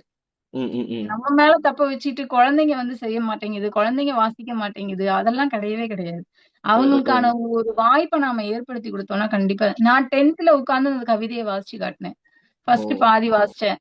அடுத்து ம், ம். 2வது நாள் பாதி வாசிச்சேன். 3வது நாள் அவனே கேட்டான். 2 நாளா என்னவோ வாசிச்சீங்கல்ல, அது எங்க, அதை சொல்லுங்க. அது புரிஞ்சுதாடா? புரியுது, புரியல என்னவோ, ஆனா நல்லா இருக்குதுல்ல, அதை வாசி. பிடிச்சிருக்கு. பிடிச்சிருக்குது. அப்ப என்ன அர்த்தம்னா, நாம முதல்ல தயாரா இல்ல. ம், ம், ம். ஈஸியா அடுத்தவங்க மேல பழிய போட்டா நம்ம பள்ளி போறோம். தப்பிச்சுக்கலாம்ல. அதுதான் நடந்துட்டு இருக்குது. அது சமுதாயம் முழுக்க அது நடக்குது. அது ஒரு பெரிய தப்பு. நம்ம ம், ம், ம். குழந்தைங்களுக்கான வாய்ப்பை ஏற்படுத்தி கொடுக்கறது இல்ல. நாம அவங்களுக்கான அந்த சுவையை கொடுக்கறது கிடையாது. நாம ம், ம். அதனுடைய எந்த ஒரு எக்ஸ்ட்ரீம் ஃபீலையும் நம்ம அவங்களுக்கு கொடுக்கறது கிடையாது. படி, எழுது, எழுது. படி, எழுது, மார்க் வாங்கு. இந்த ம், ம், ம். கண்ணோட்டத்திலே ஓடிட்டு குழந்தை படிக்க மாட்டேங்குது. குழந்தை முன்ன மாதிரி இல்ல. முன்ன மாதிரி மட்டும் எங்க உட்கார்ந்து படிக்க விட்டீங்க? முன்ன மார்க் எல்லாம் கேட்க மாட்டாங்கல்ல உங்களுக்கு. பாஸ் ஆனா ஓகே, ரிசல்ட் கேட்க மாட்டாங்க ஸ்கூல்ல. இப்ப ம், ம், ரிசல்ட் ம். கேக்குறாங்க. அப்போ ஒரு நம்மளோட ஓட்டம் வேறையா இருக்கும்போது, குழந்தைய பின்னாடி நின்னு புடிச்சு இழுத்துக்கிட்டு அது வரமாட்டேங்குது, அது வரமாட்டேங்குதுன்னா எப்படி வரும்? அப்படிலாம் இல்ல. நான் வந்து 10th வரைக்கும் போறனால என்னால அந்த குழந்தைங்கள மட்டும் தான் சொல்ல முடியுது. ம், மேபி ம். ஹையர் செகண்டரி போகும்போது என்ன மாதிரியான சிக்கல்னு பிராக்டிகலா மனநிலை இருக்கு. இருக்கிறவங்களுக்கு ம், தெரியலாம். ஆனா என்னோட பதில் என்னன்னா, அவன் எப்படிப்பட்டவனா வேணாலும் இருக்கலாம். ம், ம், உங்ககிட்ட அவன ஹேண்டில் பண்ணக்கூடிய ஒரு நிதானம், ஒரு ம். அது அவனும் ஒரு உயிர் அப்படிங்கிற ஒரு ஃபீல் வரும்போது, கண்டிப்பா நீங்க வந்து எல்லாரையும் இல்லாட்டியும் அட்லீஸ்ட் ஒரு 90% பேரையாவது நாம படிக்கிறது பக்கம் திருப்பலாம். என் கிளாஸ் ரூம்ல இது நடக்குது சார். என்ன சிறப்பு. பண்ணுவோம்னா, கதை ஏதாவது பாதியில வாசிச்சுட்டு விட்டுருவேன். ம், ம், ம். அல்லது கதைய சொல்லிட்டு புக்க மூடி வச்சுருவேன். ம், ம், ம். அந்த முடிவு இந்த புக்குக்குள்ள இருக்கு, வேணா தேடி எடுத்து படிச்சிருவேன்ருவேன். சோ அவ சிறப்பு, தேடி சிறப்பு. நான் புக் அதுக்கப்புறம் எனக்கு நிறைய அடுத்தடுத்து டிபார்ட்மெண்ட் வைஸ் வேலைனால வெளியில போயிடுவேனா, அதனால என்ன கனெக்ஷன்ல இருந்தேன்னு மறந்துருவேன். அந்த கன்டினியூஷன் ம். மறந்துருவேன். பாக்குங்க 3வது நாள் என்ன வந்து நச்சு எடுத்துருங்க. எங்க புக் கொண்டு வந்தீங்க? புக்க காணோம். இப்ப கூட நான் இது ஆரம்பிச்சது 7th அந்த குழந்தைங்களுக்கு. இப்ப 9th படிக்கிறாளுங்க. இப்பயும் வந்து கேக்குறாளுங்க. விடாம கேக்குறாளுங்க. மிஸ் எங்களுக்கு புக் வாங்கலையா? மிஸ் எங்களுக்கு புக் தரலையா? நானும் ஒரு புக் ஃபேர் வரும்போது குழந்தைங்களுக்காகன்னு தனியா புக்ஸ் வாங்கிடுவேன். ம், ம், பட் ம். என்னன்னா ஸ்கூல்ல இருக்கக்கூடிய ஸ்ட்ரெஸ் லெவல்ங்கிறது வேறையா இருக்குது. ம், இப்ப ம், ம். யாருக்கும் வந்து குழந்தைங்க வந்து சொசைட்டிக்கு ஏத்த மாதிரி ஒரு நல்ல சொசைட்டி உள்ள குழந்தைங்க வரணுங்கிறதெல்லாம் எண்ணமே கிடையாது. ம், அதுங்க ம். வந்து ஒரு பணம் சம்பாதிக்கிற மூட்டை மாதிரி, அல்லது மார்க் வாங்கக்கூடிய ஒரு மெஷினா இருக்கணும்னு தான் விரும்புறாங்க. ம், சோ ம், ம், ம். குறையெல்லாம் நம்ம வச்சுக்கிட்டு பிள்ளைங்கள வந்து படிக்க மாட்டேங்குதுன்னு சொல்றதெல்லாம் லாஜிக்கே கிடையாது. ரொம்ப ஒரு பாசிட்டிவான பதில். ஏன்னா இந்த மாதிரி கேள்விகள் கேட்போம், இல்ல நம்ம டிஸ்கஸ் பண்ணுவோம். அப்புறம் எல்லாமே நெகட்டிவான பதில் தான் வரும். ஆமா, இந்த கால தலைமுறைகள் அப்படிதான் இருக்காங்க. ஜென்சி கிட்ஸ் இப்படியே வரும். பட் அதுல ஒரு பாசிட்டிவான எந்த பதில நீங்க கட்சியா சொன்ன மாதிரி இருந்துச்சு. ஜென்சியா இருந்தா என்ன, ஒய்யா இருந்தா என்ன, எதுவா இருந்தாலும் அது ஒரு ஹியூமன், மெஷின் கரெக்ட், கிடையாது. So correct. ஹியூமனை ஹேண்டில் பண்ணக்கூடிய விதம் வேணா மாறலாமே தவிர, ம், ம், ம். இயல்பாவே அதுங்களுக்கும் வலி இருக்கும், அதுங்களுக்கும் ஒரு ஆசை இருக்கும். எல்லாமே ம், ம், அது ம். நம்ம தப்பிச்சுக்கிறதுக்கான வழி சார். நான் தான் சொன்னேன்ல. ம், நம்மள ம். தப்பிக்க வச்சுக்கிறோம். அவ்வளவுதான். சிறப்பு மேடம். இறுதியா ஒரு கேள்வி. ம். தொடர்ந்து கவிதை தொகுப்புகள், கவிதை, கவிஞர் இப்படியே நீங்க பயணிச்சுக்கிட்டு இருக்கீங்க. உங்களோட அடுத்த கட்ட இலக்கிய பணி, கவிதையை தாண்டி நாவல், இல்ல கட்டுரை இந்த மாதிரி உங்களுக்கு ஏதாவது ஐடியா இருக்குதா? அடுத்த கட்ட இலக்கிய பணி என்ன பிளான் வச்சிருக்கீங்க? ம். என்னை எங்கேயாவது இன்விடேஷன்ல போடும்போது கவிஞர்னு போடுவாங்க. நான் கெஞ்சுவேன், தயவு செய்து அந்த கவிஞரை எடுத்துருங்க. ரேவதி ராம்னு போடுங்க போதும் அப்படின்னு சொல்லுவேன். நான் வந்து ஒரு அடையாளத்துக்குள்ள என்ன நிறுத்திக்க எப்போதுமே விரும்பல. என்னோட ம், ம், அடையாளங்கிறது ரேவதி ராம் தான். ம், நீங்க அதுக்குள்ள போனீங்கன்னா, அதுக்குள்ள எல்லாமே இருக்கணும். அப்படிதான் ம். யோசிக்கிறேனே தவிர, ஒரு அடையாளத்துக்குள்ள போட்டு என்ன அதுக்குள்ள நான் விரும்பல. மத்தவங்க இருக்கலாம். மேபி கவிதை எழுதுறது சாதாரணம் இல்ல. இப்ப கூட கொஞ்ச கண்டிப்பா, நேரத்துக்கு கண்டிப்பா. முன்னாடி பாரதியார் எனும் பெரும் கவிஞன்ங்கிற தலைப்புல பேசிட்டு தான் வந்தேன். சோ கவிதை சிறப்பு. எழுதுறது அவ்வளவு சாதாரண விஷயம் இல்ல. நான் அத வந்து சாதாரணம்னு சொல்லல. ஆனா என்னோட ரேவதி ராம பொறுத்தவரைக்கும் ஒரு சர்க்கிள்ல, ஒரு எல்லைக்குள்ள அடைக்க நான் விரும்பல. அவ வந்து ஒரு அண்ட வெளி மாதிரி இருக்கணும். ஆ ம், ம். எப்படி சொல்றது? எனக்கு எழுதுற ஐடியாலாம் இருக்குது. கட்டுரை எழுதிட்டு இருக்கிறேன். இப்போ நான் சொன்னேன்ல சங்க ஆமா, இலக்கியத்துல ஆமா. பெண் சங்க கவிதை இலக்கியத்தை பத்தி. அந்த ம், தொகுப்பு ம். எழுதிட்டு இருக்கேன். அடுத்து குறுந்தொகைய வந்து வாய்ஸா போட்டேன். சினிமா பாடல்களோட. ஆமா. இப்ப வந்து ம். கட்டுரையா எப்படின்னா, ஒரு 1 1/2 பக்கம் அல்லது 1 பக்கம்.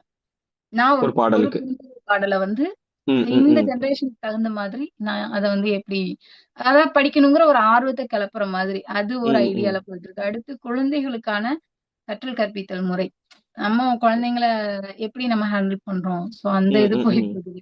4வதா சிறப்பு. வைரமுத்துவ வச்சு இப்போ நானு சங்க இலக்கியத்த கம்பேர் பண்ணி எழுதியிருந்தேன். அது பயங்கர வரவேற்பு இருந்துச்சு. ம், எல்லாருமே ம். நல்லா இருந்துச்சு அப்படின்னு சொன்னாங்க. அப்ப அடுத்த ஸ்பார்க் எனக்கு என்ன வந்துச்சுன்னா, இது மாரி ஏன் மற்ற பாடலாசிரியர்கள கம்பேர் பண்ணி சொல்லக்கூடாது?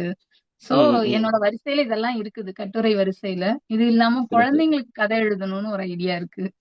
இது சிறப்பு. இல்லாம அ வரலாறு சம்பந்தமான, சங்ககாலம் தொடர்பான, ரொம்ப ஆழமான ஒரு ஒரு புனைவு கதை வந்து எழுதணும்னு ஐடியா இருக்கு. பட் சிறப்பு அது மேடம். ரொம்ப காலம் சிறப்பு. எப்படி இருக்குதோ என்ன தெரியல. இல்ல ஒரு பாப்போம். பெரிய பிளான் வச்சிருக்கீங்க இலக்கிய பணியில. ஆமா.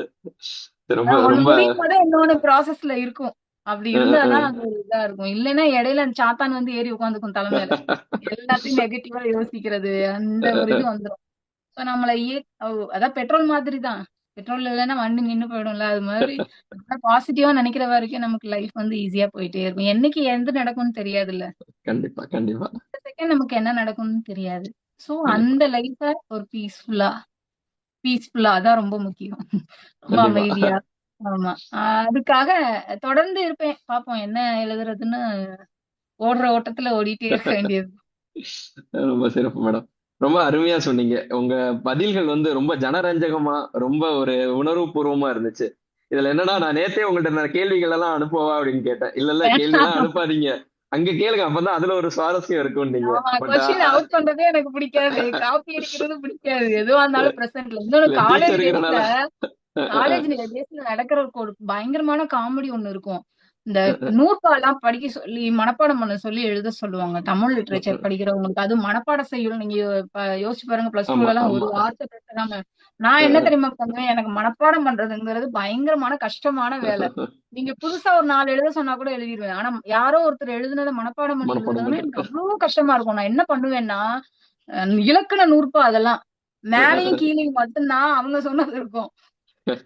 நடுவுலலாம் நடுவுல நானாவே அந்த பொருள் வர மாதிரி வார்த்தையில போட்டு எழுதிருவேன். இப்படிதான் நூற்பாவே எழுதினேன். சோ இது எதுக்கு சிறப்பு. சொல்றேன்னா, மெமரி வரலைங்கிறதுக்காகலாம் அவங்கள்ட்ட எதுவும் இல்லாமல்லாம் இல்ல. நம்மளோட ம், ம், எக்ஸாம் ம். பேட்டர்ன் எல்லாமே மெமரி டெஸ்ட் பண்ற கரெக்ட், மாரி தானே இருக்கு.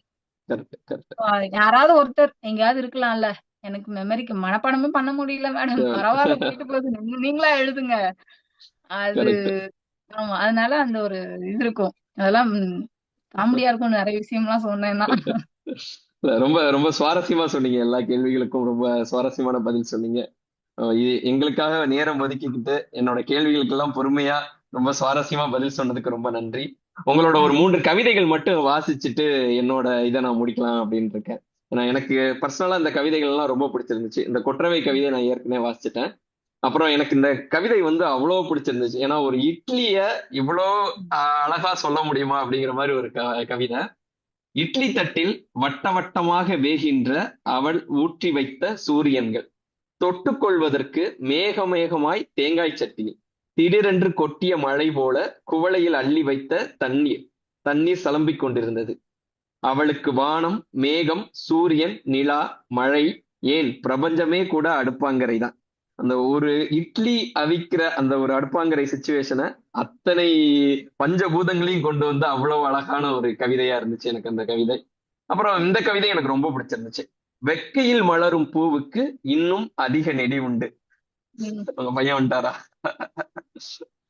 இந்த கவிதை ரொம்ப அழகா இருந்துச்சு. வெக்கையில் மலரும் பூவுக்கு இன்னும் அதிக நெடி உண்டு. அந்த கவிதையும் ரொம்ப அழகா இருந்துச்சு. அப்புறம் இந்த கவிதை ஒரு பெரிய கவிதையா இருந்துச்சு. அந்த வெயிலுக்கு என்ன பேர் வைக்கலாம் அப்படின்னு சொல்லிட்டு நீங்க நிறைய சொல்லிட்டே வரீங்க. எனக்கு அந்த இடையில அந்த ஒரு லைன் ரொம்ப பிடிச்சிருந்துச்சு. என்னதான் சுட்டாலும் அதன் தேவை இருந்து கொண்டே தானே இருக்கிறது, தோழமை என்று சொல்லவா அப்படின்னு சூரியனுக்கு ஒரு அழகா சொல்லியிருந்தீங்க. ஏன்னா தோழமை சுட்டல்னு ஒரு வார்த்தை நம்ம இதுல உண்டு தமிழ்ல.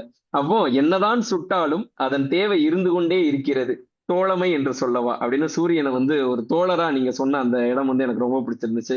இந்த மாதிரி பல கவிதைகள் எனக்குள்ள ஒரு தாக்கத்தை ஏற்படுத்திச்சு. ஒரு நல்ல கவிஞரை எனக்கு அறிமுகப்படுத்தி வைத்த வாருங்கள் படைப்போம் குழுவிற்கும், கலைபாலாவிற்கும், வனிதா மேடமுக்கும் நன்றியை தெரிவிச்சுக்கிட்டு, உங்களுக்கும் என்னுடைய மிகப்பெரிய நன்றியை தெரிவிச்சுக்கிட்டு, உங்கள் வருங்கால இலக்கிய பணிகள் பெரிய வெற்றி பெறணும் ஒரு வாழ்த்துக்களோட என்னோட உரையை முடிக்கிறேன். நன்றி மேடம். ரொம்ப நன்றி, ரொம்ப நன்றி. வாருங்கள் படைப்போம் மூலமா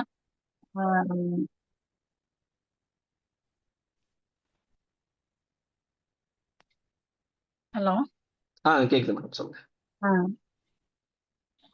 வாருங்கள் படைப்போம் மூலமா நானும் ஒரு நல்ல நெறிய ஆளுநரை வந்து சந்திச்ச ஒரு ஹாப்பினஸ்.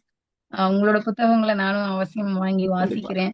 இந்த வாய்ப்பு கொடுத்த வாருங்கள் படைப்போம் குழுவுக்கு ரொம்ப நன்றி. என்னை இது இவங்களுக்கு அறிமுகப்படுத்திய கவிஞர் தாரிக் அவர்களுக்கு இந்த நேரத்துல நான் நன்றி சொல்லியே ஆகணும். அவ்வளவுதானே?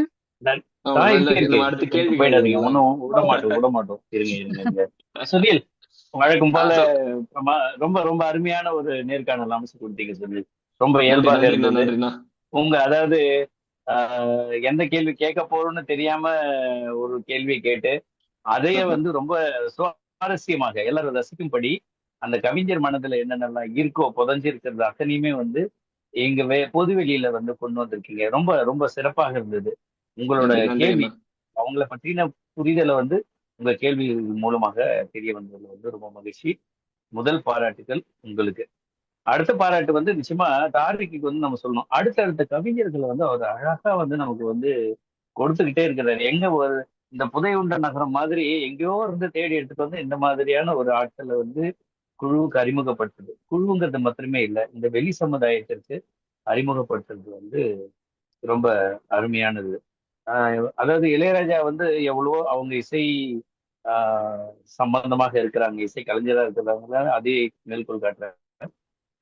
அவரோட பாடல்கள் என்னதான் வந்து அருமையா போட்டிருந்தாலும் அதோட நுணுக்கங்களை வந்து அதை இது பண்றாங்க இல்லைங்களா, அதை விமர்சனம் செய்யறாங்க இல்லைங்க.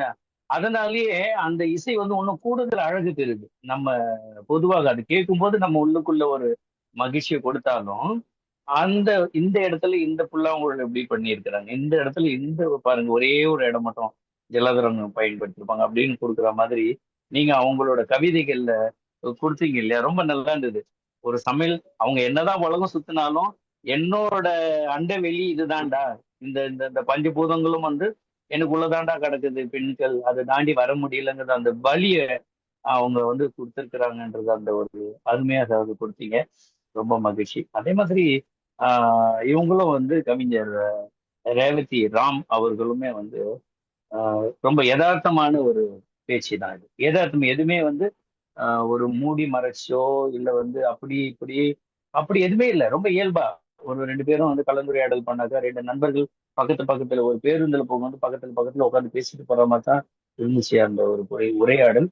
இந்த சமுதாயத்தின் மேல உங்களுக்கு இருக்கக்கூடிய அந்த அழுத்தமான பார்வை வந்து இருக்கு பார்த்தீங்களா, அது ரொம்ப அருமை. அது என்ன ஆண் கவிஞன் பெண் கவிஞன், கவிஞன்னா கவிஞன் தான், அவ்வளவுதான். இசைன்னா இசை தான். அதுல பெண்ணிசை ஆணிசை அப்படிங்கிறது அது ரொம்ப உண்மையிலே அது அது வந்து ஒன்னும் பாராட்டி தான் ஆகணும். அது இன்னொன்னு சொல்லுறீங்களே, எழுத்து முக்கியம். ஆமா, அது ரொம்ப முக்கியம். அது விட்டுட்டு போகுமே, நான் வாழணும் இல்லையா, இருந்துட்டு போட்டுமே, நான் எனக்காக வாழறேன் அப்படிங்கிற அந்த யதார்த்தமானது.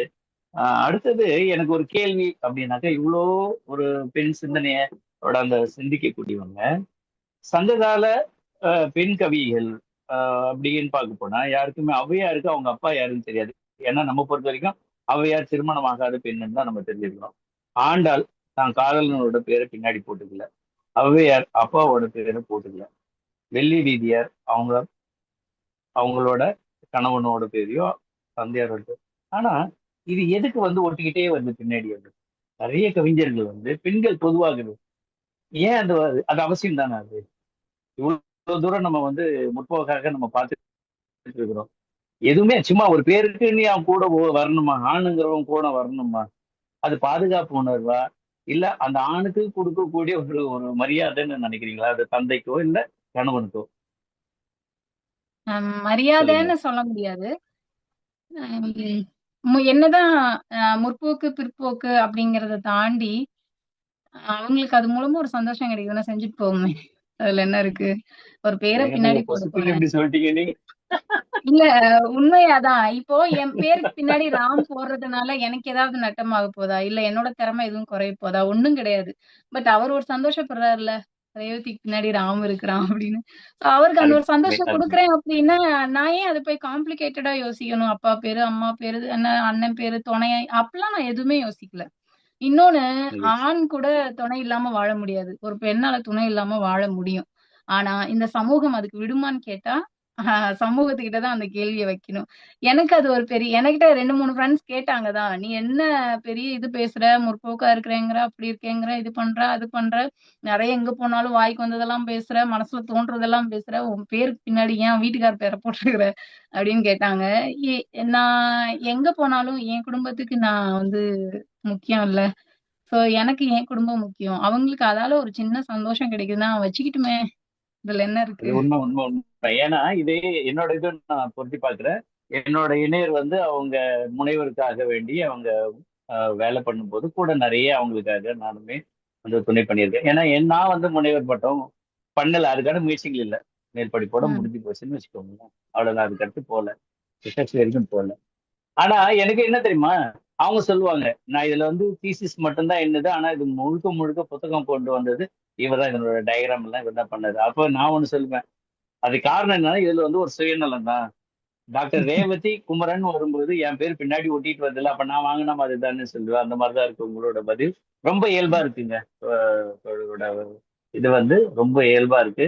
மகிழ்ச்சி. தொடர்ந்து எழுதுங்க. நீங்க பிள்ளைங்களை பத்தி பேசுனதும் வந்து ரொம்ப நல்ல உண்மையான வார்த்தைகள்.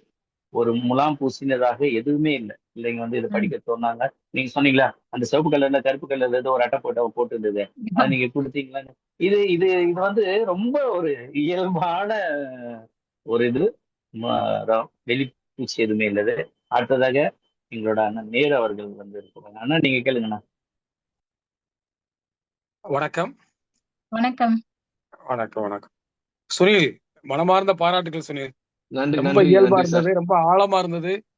வெயில பத்திய இந்த 100 கவிதைகளை படிச்சுட்டு ஏன் வெயில் வந்து உங்களுக்கு பிடிச்சதுன்னு கேட்டதுனாலும் சரி, அது வந்து ரொம்ப ஒரு வித்தியாசமான கேள்விகள், ஆனா ரொம்ப அருமையா கேட்டீங்க. அவங்களும் ரொம்ப, நம்முடைய ரேவதி அவங்களும் ரொம்ப இயல்பா பல பதில சொன்னாங்க. அவங்க சொன்னதுல உடன்கட்டை ஏறதை விட கொடுமடா இங்க இருக்கிற இந்த சாஸ்திர சம்பிரதாயங்கிறது தந்தை பெரியார் சொன்னது மாதிரி இருந்தது. அப்படியே ஏன்டா இப்படி போட்டு கொடுமைப்படுத்துறதுக்கு அதுக்கு ஏத்தி விட்டா கூட பரவாயில்ல அப்படிங்கிற ஒரு கொடுமை இருக்குங்கிறத அவங்க சொன்னாங்க. அந்த மாதிரி பல்வேறு பதிவுகளை வந்து ரொம்ப இயல்பா சொன்னாங்க. போன வாரமும் ஒரு ஆசிரியர், இந்த வாரமும் ஒரு ஆசிரியர், அதுவும் புதுக்கோட்டை அந்த தஞ்சாவூர் பக்கமேங்கிறது வந்து மகிழ்ச்சி, வாழ்த்துக்கள், பாராட்டுக்கள் நிறைய அவங்க வந்து கொடுத்துருக்கீங்க. என்னுடைய கேள்வி வந்து, இப்ப வாருங்கள் படைப்போம், வாருங்கள் படிப்போம் பகுத்தறிவு எழுத்தாளர் மன்றம் சார்பா மதுரையில ஒரு பயிற்சி முகாம் நடத்துறோம். இன்றைக்கு இருக்கக்கூடிய எழுத்தாளர்கள், கவிஞர்கள் நான் பழகின அளவுல தங்களுடைய படைப்புகள் படிக்கணும், பேசப்படணும்னு விரும்புறாங்க. ஆனா அதே அளவுக்கு அடுத்தவர்கள் படைப்பை, சக எழுத்தாளர்களுடைய படைப்பை படிக்க வேண்டும்ங்கிற அந்த உணர்வு இருக்கா? அதை வளர்க்கறதுக்கு எழுத்தாளர்கள்ட்ட என்ன பண்ணணும்? இப்போ இதுக்கு நான் எப்படி பதில் சொல்றதுன்னா, வாழ்றதுக்காக வேலைக்கு ஓடுறோம். பணம் சம்பாதிக்கிறோம் வாழ்றதுக்காக. ஒரு கட்டத்துல என்ன ஆயிடும் அப்படின்னா, பணம் சம்பாதிக்கிறத மட்டும் மெயினா வச்சுட்டு வாழ்றத விட்டுருவாங்க. இந்த பார்வைதான் எனக்கு எழுத்தாளர்கள் வந்து என் எழுத்த மட்டும் பார்க்கணும்னு நினைக்கிறது வந்து, அவங்க இன்னும் முழு எழுத்தாளரா ஆகலைன்னு தான் அர்த்தம். அவங்களா நினைச்சுக்கலாம் வேணாம், நம்ம வேணா எழுத்தாளர்ன்னு நிறைய எழுதியிருக்கலாம், அது வேற. பட் எழுத்தாளருங்கிறது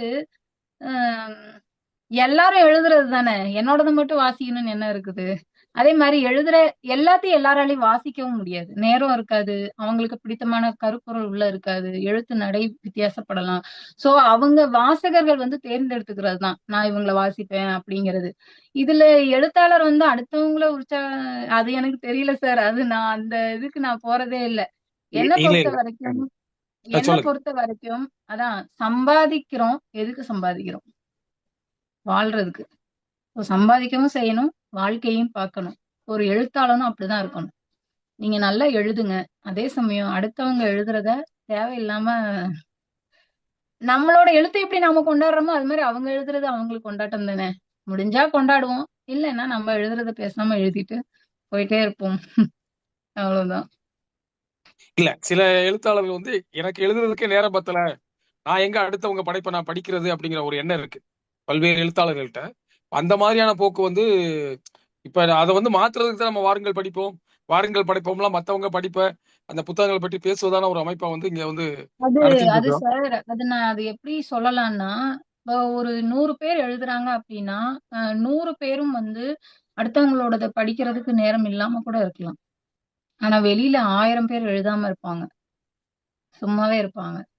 சோ அவங்க வாசிக்கிறதுக்கான ஒரு தளத்தை அவங்க ஏற்படுத்தி கொடுக்குறாங்க. அப்படி கடந்துட்டு போயிடலாம் நம்ம. ஏன்னா நீங்க எனக்கு அந்த லேடி ரைட்டர் நேம் ஞாபகம் இல்லை, இங்கிலீஷ்ல எழுதுனாங்க. அவங்க ரொம்ப தனிமையிலே இருந்தாங்க. அவங்க யாரோடதையும் வாசிக்கல. அவங்கள்ட்ட அவங்களுடைய யாரோ ஒருத்தர் சொல்லும்போது ஷேக்ஸ்பியரை எல்லாம் நீ படி அப்படின்னு சொல்லும்போது அவங்க ரொம்ப கோவமா சொன்னாங்க, இது ஏன் லைஃப், இது நான் வாழணும், எனக்கானதை நான் எழுதுறதை விட்டுட்டு இன்னொருத்தவங்க என்ன எழுதுனாங்கிறத பார்த்து எனக்கு என்ன ஆக போகுது? ஷேக்ஸ்பியர் வந்து என்ன பார்த்தாரா? சோ இது வந்து அவங்கவங்களுடைய அந்த உள்ளார்ந்து வரக்கூடிய ஃபீல பொறுத்துங்க சார். அதை நம்ம வந்து ஒண்ணும் பண்ண முடியாது. நான் என்ன சொல்றேன், எல்லாரும் எல்லாத்தையும் படிக்க முடியாது சார். கஷ்டம்தான். ஏன்னா படைக்கிற மனநிலை வந்ததுக்கு பிறகு இன்னொரு விஷயம் படிக்கிறதுக்கு நேரம் ஒதுக்கும்போது என்ன தோணும்னா, இந்த நேரத்துல நம்ம அதை எழுதி முடிச்சிடலாமோ அப்படி வரலாம். அது எனக்கு தெரியல.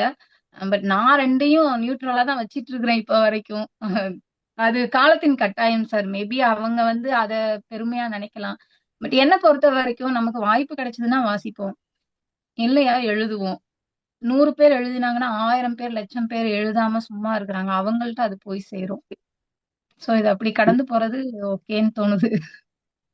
இன்னொரு கேள்வி, ம். நிறைய எழுத்தாளர்கள் வந்து நாங்க இந்த குறிப்பிட்ட டயத்துல எழுதுவோம், காலையில 4 to 6 எழுதுவோம், அல்லது காலையில 3 to 6 எழுதுவோம், அப்புறம் இது மாதிரி இரவுல வந்து 10 to 12 எழுதுவோம், இந்த மாதிரி ஒரு கலெக்டர் குறிப்பிட்ட எக்ஸாம் வழக்கம் வச்சிருக்கோம். படிக்கிறவங்க, யூபிஎஸ்சி எக்ஸாம் எழுதுறவங்க எல்லாம் சொல்லுவாங்கல்ல, நான் 18 மணி நேரம் படிப்பேன், 16 மணி நேரம் படிப்பேன். அதே மாதிரிதான் இது சார். அப்படிலாம் நினைச்சா நான்லாம் எழுதவே முடியாது சார். இட்லி தோசை ஊத்திட்டு இருப்பேன், அப்போ ஒரு கவிதை தோணும், செல்ல உட்காந்து நோண்டி டைப் பண்ணுவேன். அதெல்லாம் நேரங்காலெல்லாம் கிடையாது சார். தோணும் போது எழுதுறது.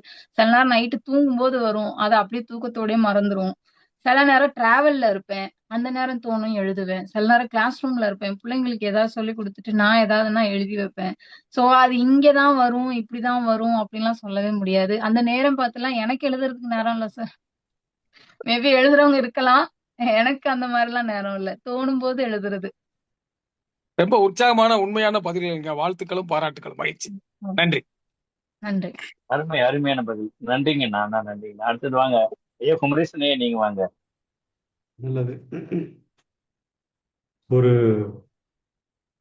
வழக்கம் போல நம்ம படைப்போம் குழுவுல வந்து கலந்து கொண்டோம்னா அது இன்னொரு மறக்க முடியாத மாலையாக மனசில் பதியும் அப்படிங்கிறதுக்கு இன்றைய நிகழ்வும் ஒரு சான்று. இந்த சான்றை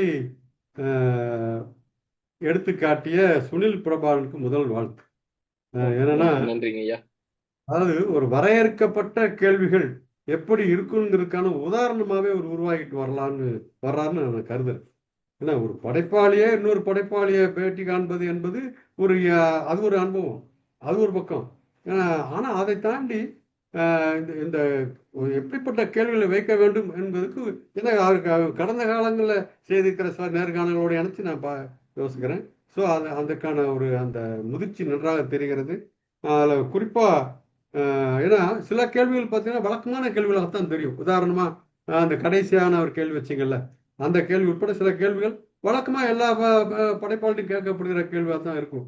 ஆனால் அது தொடர்ச்சியா பார்த்துக்கிட்டு இருக்கிறவங்களுக்கான ஒரு இது மட்டும்தான். ஆனா அது இப்ப பதில் சொல்லுகிறவரை ஆழமாக யோசிக்க வைக்கிறது, இன்னும் ஆழமான விடைகளை சொல்ல வைக்கிறது. அதுதானே இந்த நேர்காணலுடைய நோக்கமே. ஸோ அந்த வகையில் உங்களுக்கு என்னுடைய ஹேட்ஸ் ஆஃப் பாராட்டுகள். அடுத்து நம்ம கவிஞர் அவர்கள், கவிஞர்னு சொல்லப்படாதுன்னு சொல்லிக்கிறாங்க நம்ம ரேவதி ராம். இன்னும் குமரனுடைய கோட்பாட்டோட இணைகிறவன்கிறனால ரேவதி அவர்கள்னே நான் சொல்றேன். அந்த வகையில இப்ப முதல்ல அந்த இதுக்குள்ள போறதுக்கு முன்னாடி ஒண்ணு சொல்லிடுறேன். நீங்க சொன்னீங்கல்ல, சில கவிதைகள் பஸ்ல வரும்போது தோணும், ஆனா அப்புறம் விட்டு போயிடும், தூங்கும் போது வரும், அப்புறம் தூக்கத்தில் போகணும். நான் அதை பத்தியே ஒன்று எழுதியிருக்கிறேன். ஏன்னா நான் என்னுடைய மிகச்சிறந்த கவிதை என்பது நான் மறந்து போன கவிதை தான் எழுதியிருக்கிறேன்.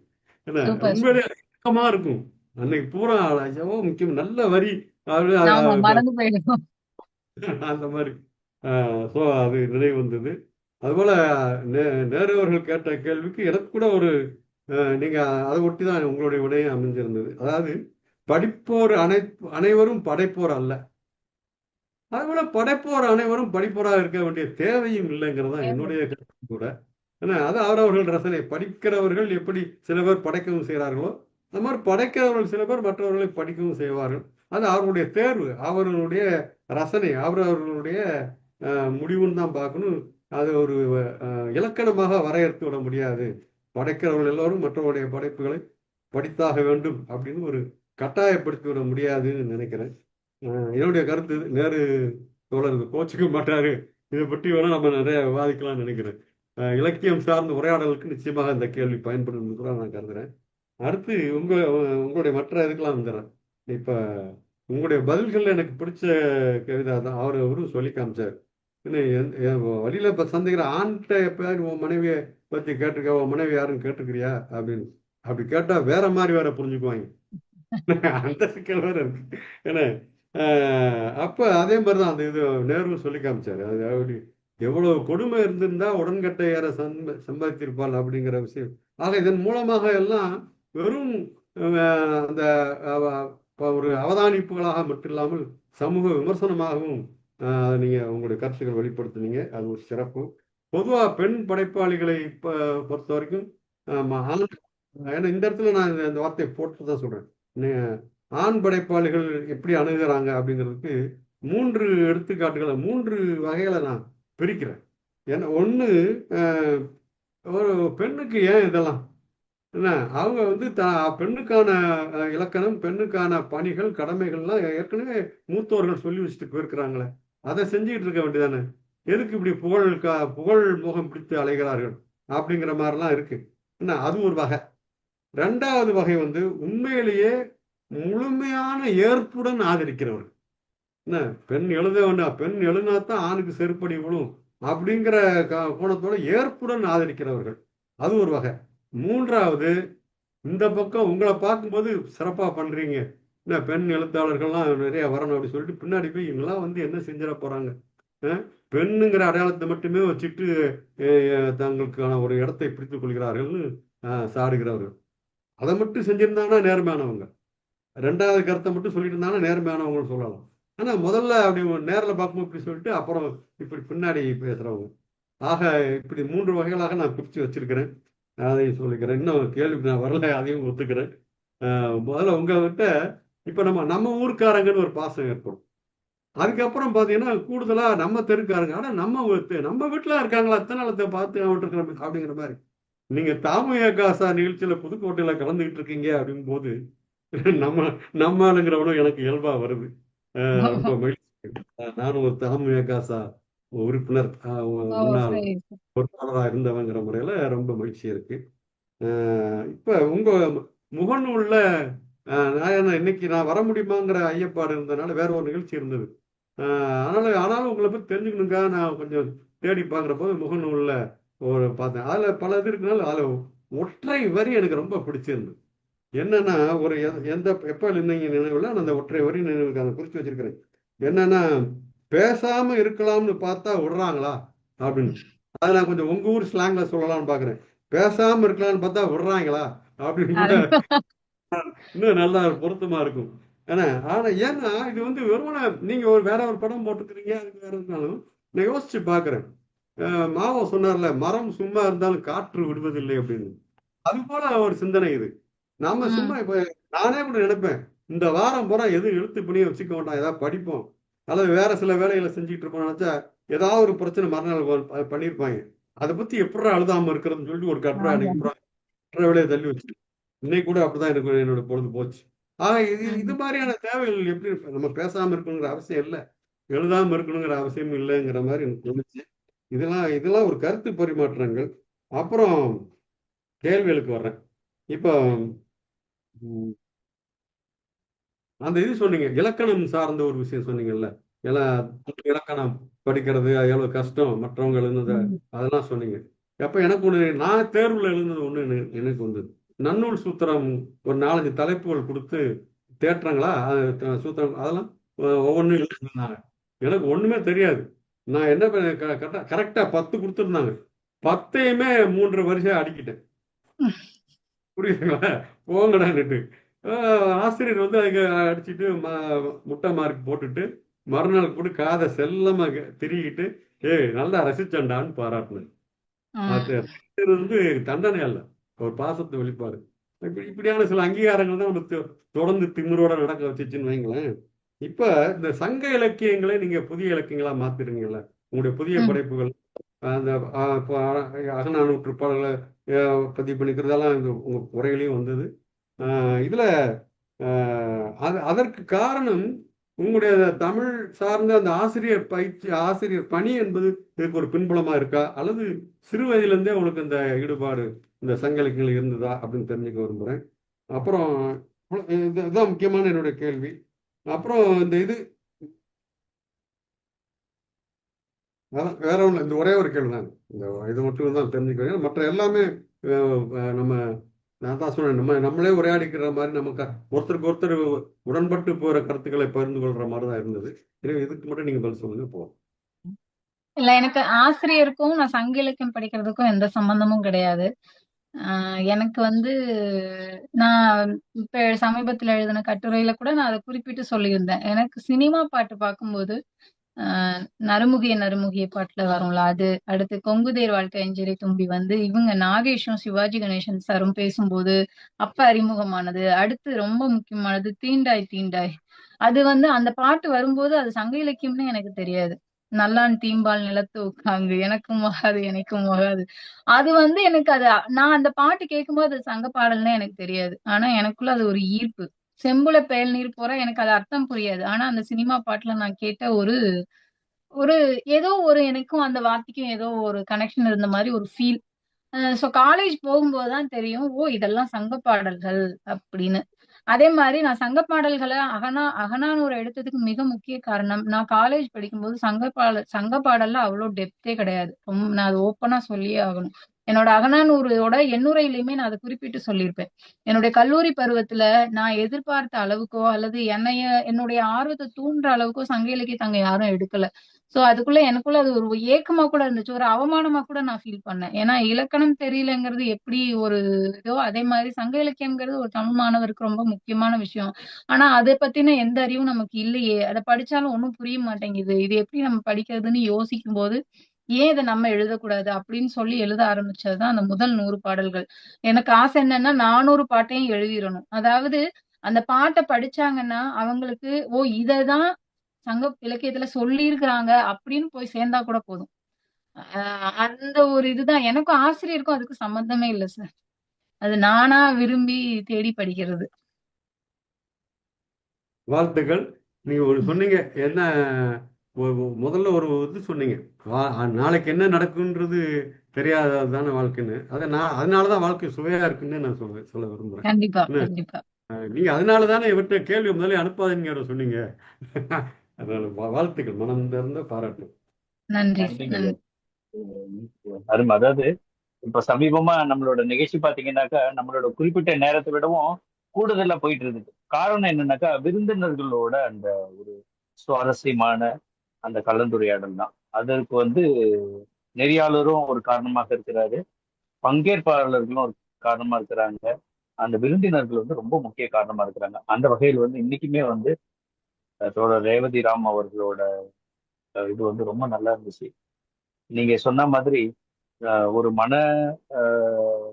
மனப்பிறகு உள்ள ஒரு மருத்துவர்கிட்ட போகும்பொழுதும் அவர் என்ன சொன்னாரு, இந்த புத்தகத்தை நீங்க படிங்க, இந்த புத்தகத்தை படிங்கன்னுட்டு ஒரு இலக்கியத்தை தான் வந்து ஒரு துணையா கொடுக்குறாங்க. மருத்துவங்கிறது ஒண்ணுமே கிடையாது, இது அத்தனையுமே வந்து அது உள்ள இருக்குது, அது படிக்கும்பொழுது நீ வந்து அதுல இருந்து வெளியில வந்துடும் அப்படின்னுட்டு. நாளைக்கு யாராவது ஒரு காலத்துல யாராவது ஒரு மருத்துவர்கிட்ட போகும்போது இருந்தாங்க அந்த ரேவதி ராமோட இந்த புத்தகத்தை படிங்க போய், உங்களுக்கு ஏதாவது ஒண்ணு தேடும் அப்படின்னுட்டு அந்த இலக்கியம் வந்து இந்த சமுதாயத்தை வாழ வைக்கும் அப்படிங்கிற ஒரு இடத்துக்கு வந்தது.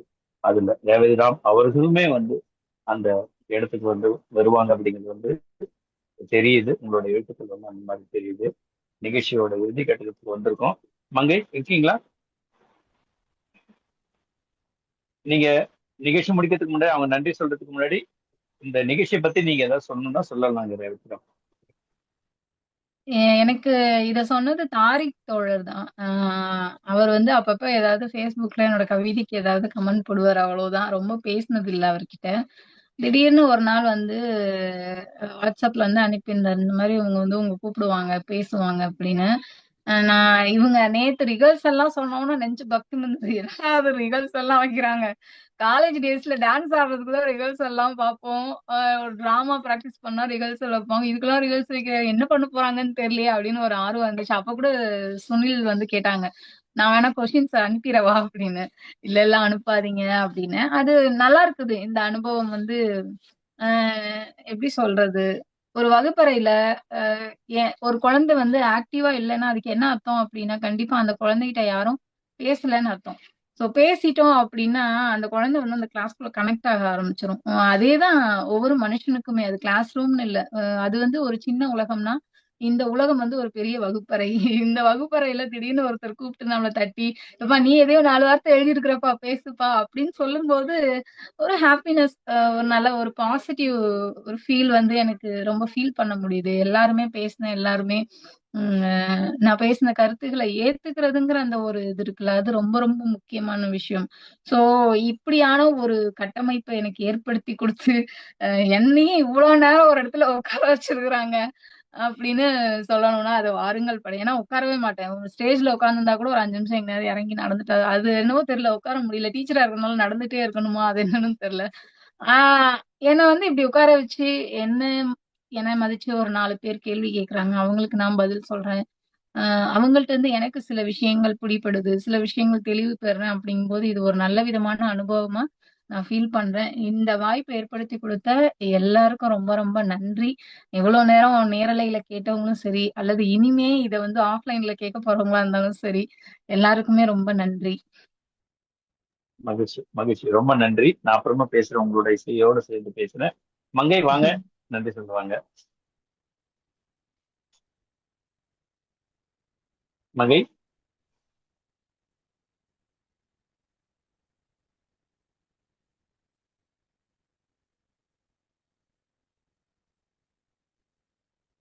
மங்கை அன்மியூட் பண்ணிட்டு பேசலாம் மங்கை. வாங்க.